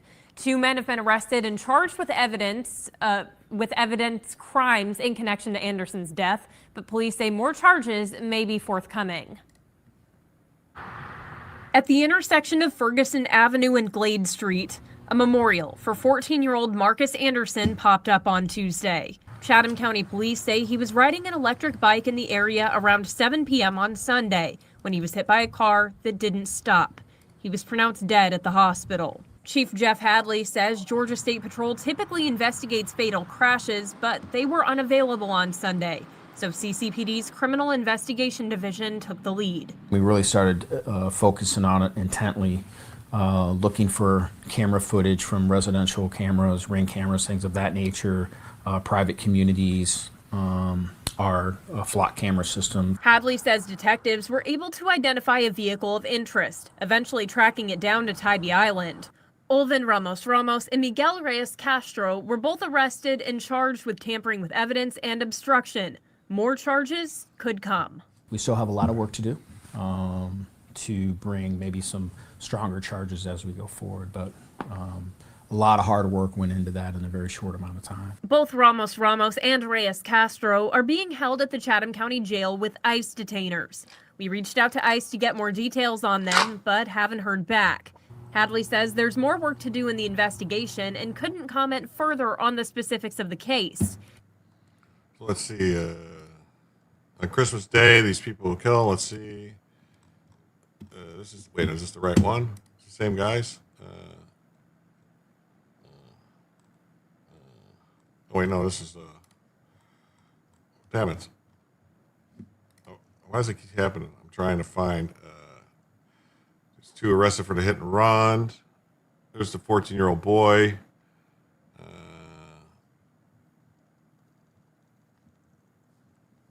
No, they don't give us any information. Lately, they're doing a lot of this where they don't tell us. I think they figured it out. Lauderdale County, Alabama, man detainer DUI crash, first-degree assault. So this guy's a DUI. Richland County, South Carolina, man detainer arrested for murder. Oh. Castillo Antunes has an immigration detainer. He's accused of shooting Reyes Padilla in a taco restaurant, but further details of the crime are unavailable.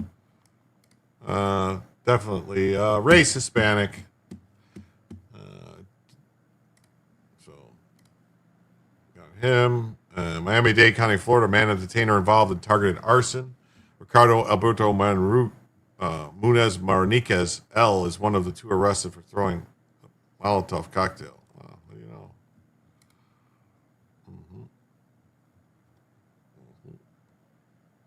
Oh, look it. Definitely a white man, this one. Yeah, see? Says he's white. Yeah. And then,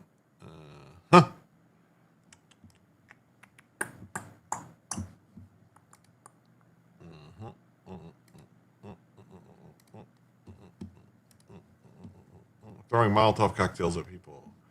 Yeah. Send them back. Send them back. 2 white guys just throwing Molotov cocktails at people. And that burned a teenage girl. Wichita County, Texas. Man on detainer arrested for murder. For a shooting, he's on an immigration detainer. Topping our news, Wichita Falls police are investigating a deadly shooting that left 1 person dead and the suspect now in custody. 37-year-old Aber Giovanni Zelaya Reyes is charged with murder and aggravated assault with a deadly weapon with bonds totaling $1.5 million. Just after 12:15 this morning, officers were sent to a gunshots call at a home in the 2200 block of Yale Avenue. Sergeant Jared Miller says when they arrived, they found a man dead from apparent gunshot wounds. And police spoke with witnesses, and they say Reyes was found sitting in a truck near the home and taken into custody. Witnesses also told police Reyes appeared to have been drinking and was repeatedly knocking on the door of the victim's home, pointing a gun at several people. Police say release of the victim's identity is pending following next of kin notification.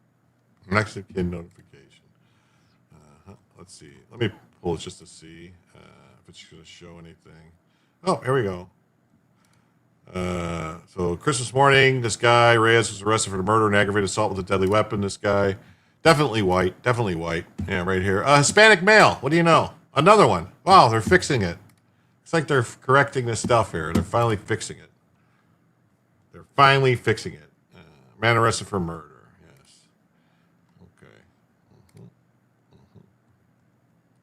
Tulsa County, Oklahoma, man and detainer accused of shooting 2.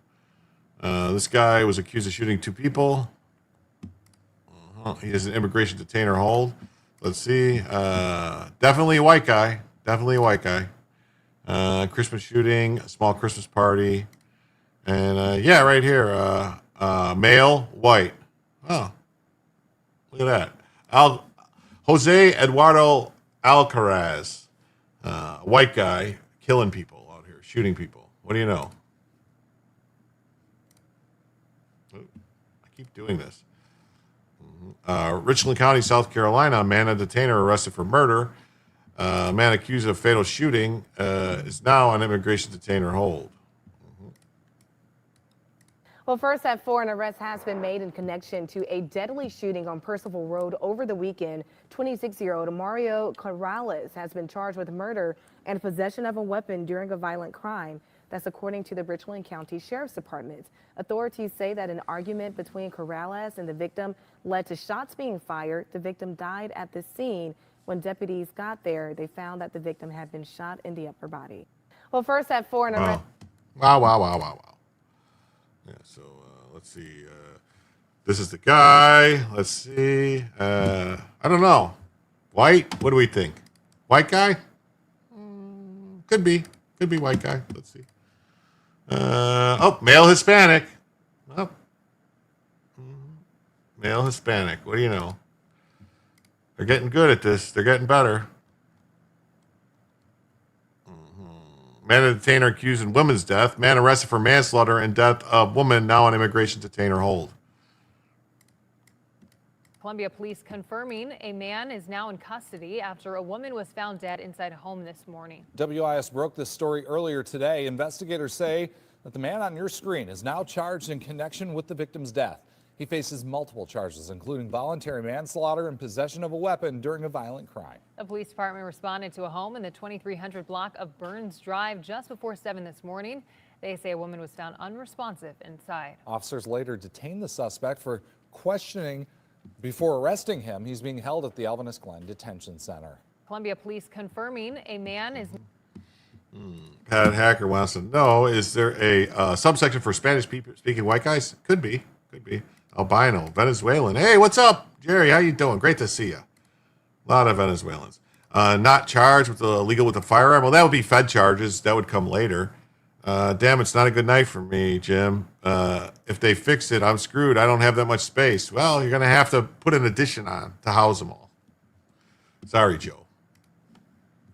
They must have been getting too much flack. Let's see. I'll pull this up. Let's see if we can see what this guy looks like. Here, let's see. Oh, yes, here he is. As Elazar de la Valle Geronimo.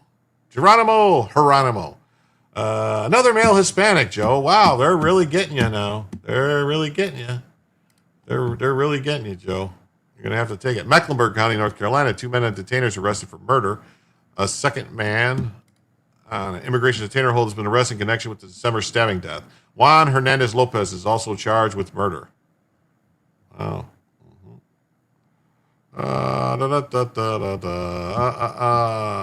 Race, Hispanic, male. Okay, another one, Joe.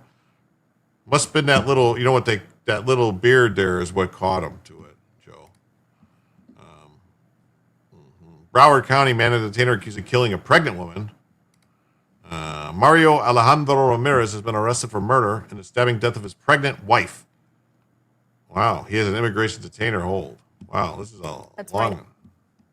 A man is facing charges accused of stabbing a pregnant woman to death. And today he faced a judge. Local 10's Glenna Milberg is live with what happened in court. Happy 2026 to you too, bud.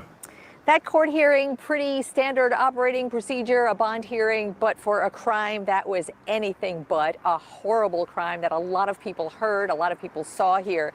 You're going to hear more from the judge also just coming up, and I also want you to listen to, for the first time likely, the 911 calls coming in a few nights ago when this happened that really explains the story. Take a listen. No bond hold. He can have access to his phone, a photo order, and what else did you say, counsel? A medical screening and a mental health screening as well, Judge. And the problem is I have 2 kids in the apartment. Okay, I'm not quite understanding. So at this apartment, you are having an argument with your friend? No, my friend is arguing with the Wi-Fi. It's not beyond domestic. Is it physical or is it just arguing? Physical. It is physical? Yep. They're talking about 37-year-old Mario Ramirez. He was the one that they came to arrest. This was about 1 o'clock in the morning on Tuesday in the first floor apartment. When fire rescue arrived here, they found Fayani Ramirez. He just said that was his wife. They have 3 kids. She is apparently pregnant. They found her stabbed. It would turn out to be fatally stabbed. And they also found Ramirez himself bleeding, apparently from a self-inflicted wound. A lot of commotion there, the neighbors say, a history of commotion. In fact, we've learned that Mrs. Ramirez actually had a restraining order against her husband. So that is who was in court today. As we come out live here, I can tell you right now, besides being a no bond hold, Ramirez is also an immigration hold. Wow. Immigration hold. I hate when that happens. So we're not going to get any. All right, no information. Brown County, Wisconsin, couple on detainers accused of child sex crimes. What do we know? What do we say here? These 2 accused criminals highlighted by Lives of TikTok are linked. The court documents listed the same. Santiago Ortiz, Ubaldo, and Lourdes Hernandez. Their charges are more extensive than initially reported. Both of these possession of child porn, and this one for enticement and rape of someone under the age. Sex, male, white, hair color, brown. Oh, they're not going to say, right? No, they're not going to say what he is. And her too. Female, height, weight, color, complexion, medium. Oh. Race, unknown. You see what they're doing now? They're putting unknown race. That's what they're doing now. That was the other one. So now they're just putting unknown. Unknown race. We don't know. We have no clue. We have no clue. No clue. She said immigration hold like it was a bad thing. Tim Walz will sue you for racism. Yes, you racist. I know. They had mobile abortion clinics at the DNC. Why is this so horrible? Good Lord, this woman was on TV when I was a kid. She's still on Channel 10. Wow. So yeah, race unknown. And another one. Race unknown. Both of them. Neither one of them. They didn't know their races. They're both unknown races. Wow. What do you know? Good way to screw with the stats.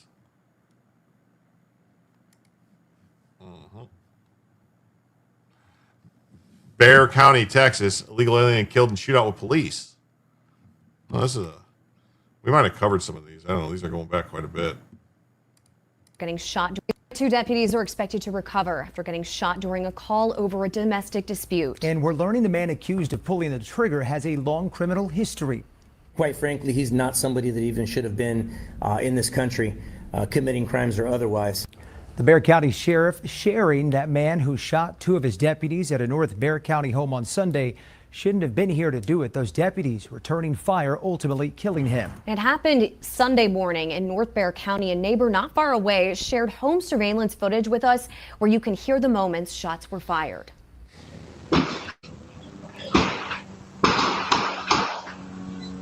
Bop, bop, bop, bop, bop.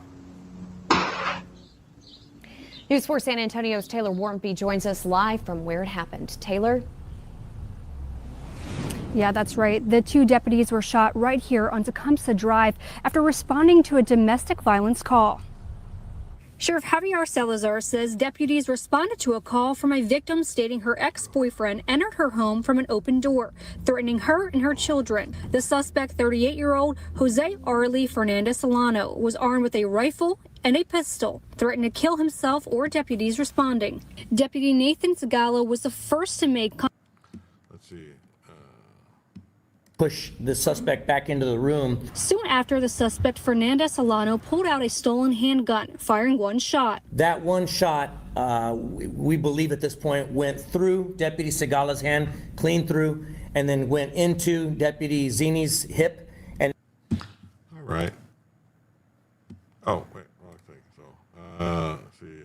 More details from the sheriff. He's just going to get more press conference stuff.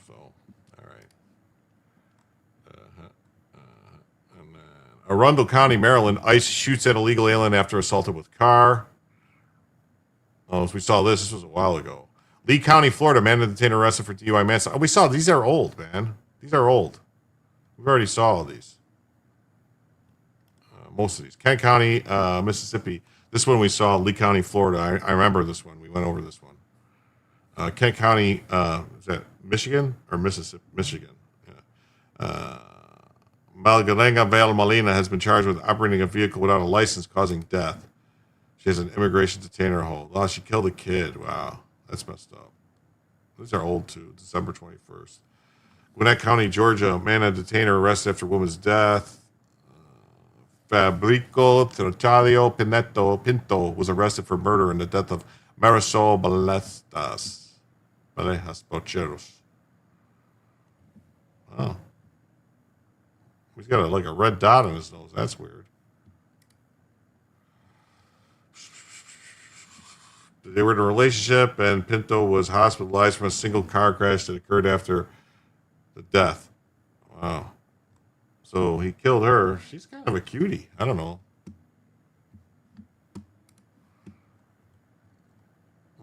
Putnam County, New York, illegal alien arrested for murder. He killed a taxi driver over a fare dispute. This one seems familiar too. The county sheriff's office says 28-year-old Santos Vasquez Ramirez confessed to murdering 66-year-old Aurelio Zunio Orbez over a taxi fare dispute. Ramirez was charged with second-degree murder and first-degree robbery on Saturday. As we reported, Zunio Orbez's body was found in the Croton Falls Reservoir last weekend. The Brewster cab driver also had his car stolen. His family says he went missing a week before that. The county sheriff's office says 20. Yeah, for some reason, Jerry, that's a fun fact. 2023, there was 8,842 white murderers and 6,405 were black. For some reason, the Mexican murderers aren't really available. Well, yeah, for some reason, it's basically they just classify them as white or black, and they don't have any other split in there. And so then they say, white supremacy, all the white people, look at all the murders the white people are committing. And they're like, first of all, they don't understand what per capita means, understand it. And secondly, there's a whole bunch of groups of like, Asian, Hispanic, different things, that could be classified instead of just white, black. But that's what they do. That's how they do. Yeah, we saw that, your old hometown. Yeah, I think some of these, because he didn't do one for 2 weeks, so it's all screwed up. Man accused arrested for murder. Responding. A man is accused in the death of his girlfriend. Police responding to a shooting at a home on Sharon Avenue Saturday afternoon just after 2. They found the body of 44-year-old Ramona Cortez. Her boyfriend, yeah, we're simpatico. Alfredo Trujillo Sr. was arrested. He's charged with either white or black. Yeah, he's being held in the Guilford County Jail. At this point, police have not released a motive for the murder. It's like that. A man is accused in the death. It's like that song. It's like that song. Was that a Michael Jackson song, or no? Was it white, black, or only if it's black or white, or something like that? Is that a Michael Jackson song? Yes. Yeah, I think we must be related. I don't know. They have to run the numbers up on the whites because we don't have enough. Well, I don't know. The difference is the hot sauce, maybe. Fairfax County, Virginia, illegal alien arrested for murder.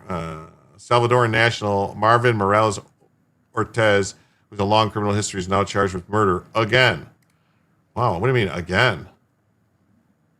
Was this suspect illegally in the country? They had put a detainer on him that was not honored. In addition, it turns out he's been charged with multiple crimes in the past, including murder, seemingly with no consequences. Police spent a long time investigating at the home where this happened on Wednesday. Wow, so he's been charged with murder before. This is crazy.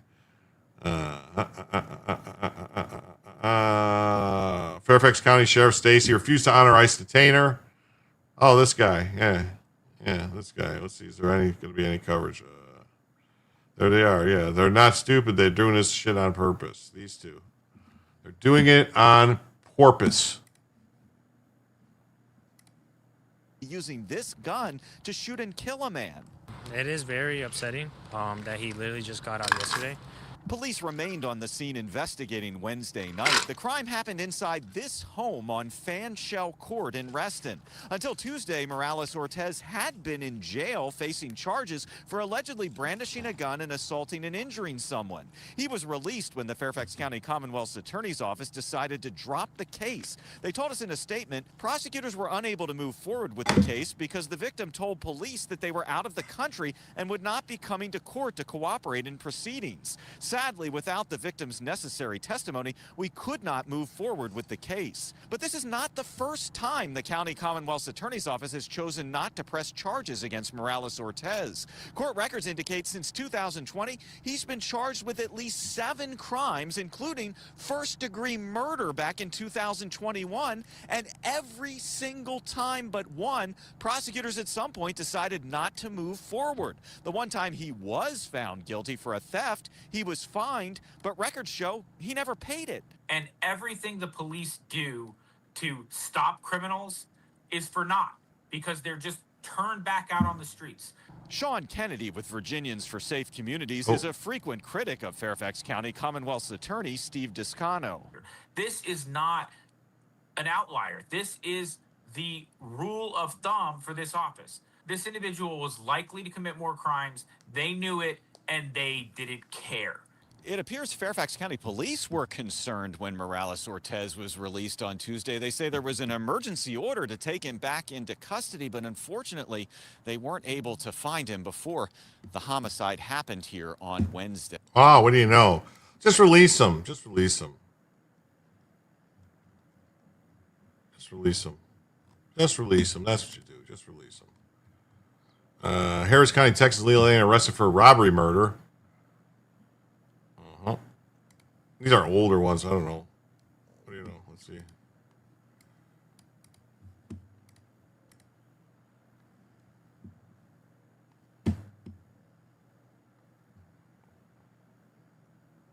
So that's what this guy doing, just shooting people.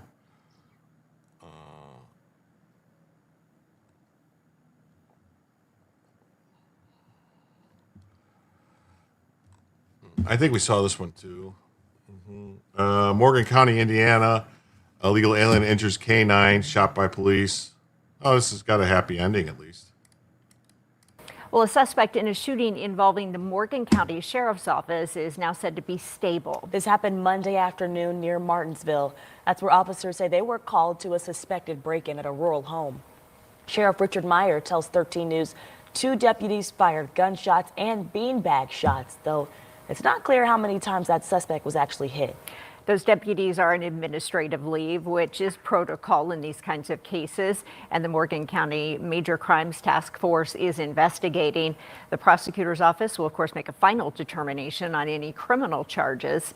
Now, Bullitt, the canine officer who was also on that scene, was injured in the course of the investigation. Yeah, here he is sitting with his handler, David Tolan, after receiving some treatment. We've learned he is responding well, and he's been taken care of at a vet in Carmel.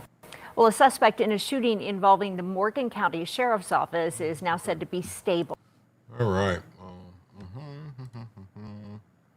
Putnam County, Tennessee, a legal alien truck charged with vehicular homicide. Chinese national and legal alien Huang Yongjingtong had the New York CDLs charged with vehicular homicide. So according to Tennessee Highway Patrol, at least one person has died in this multi-vehicle crash. It happened around 5:45 this morning on I-40 westbound near mile marker 277. That's 3 miles west of exit 280. I agree. They should arrest the judges. CHP says the crash involved 2 commercial vehicles, an empty tour bus, and a car. The other passengers in this crash were taken to the hospital with injuries. Westbound traffic on 40 has been backed up for hours because of this closure. I've been watching the TDOT map, and as we speak, traffic is backed up for more than 5 miles, almost reaching Cookeville. So according to Tennessee Highway Patrol, at least one. Wow. Erie County, Ohio, man and detainer charged with vehicular manslaughter. He has a Border Patrol hold, although there was a dispatch for a fatal 2-car crash reported by Sandusky PD on Saturday. It's unclear what crash it was in relation to. So let's see. Vehicular manslaughter hold, Border Patrol. So that's it. That's what we got. That's what we got this fine evening. So.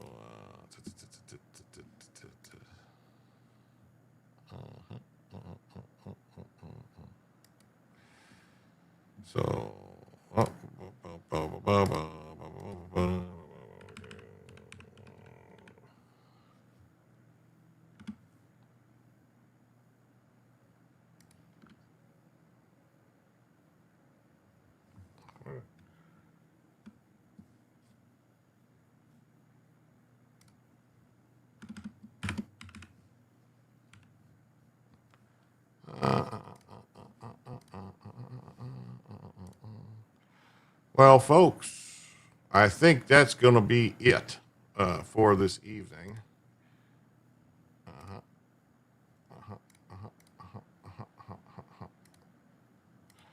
I think that's going to be about it. We're going to call it a night. I'm going to send you guys all over to see Joe. You could go over and see Ricada if that's what you want to do, and all that jazz. But I want to thank you all for being here, and I will see you all tomorrow night again. Tuesday night. This is going to be back to the old schedule, and come on back for Jim to tell you the news.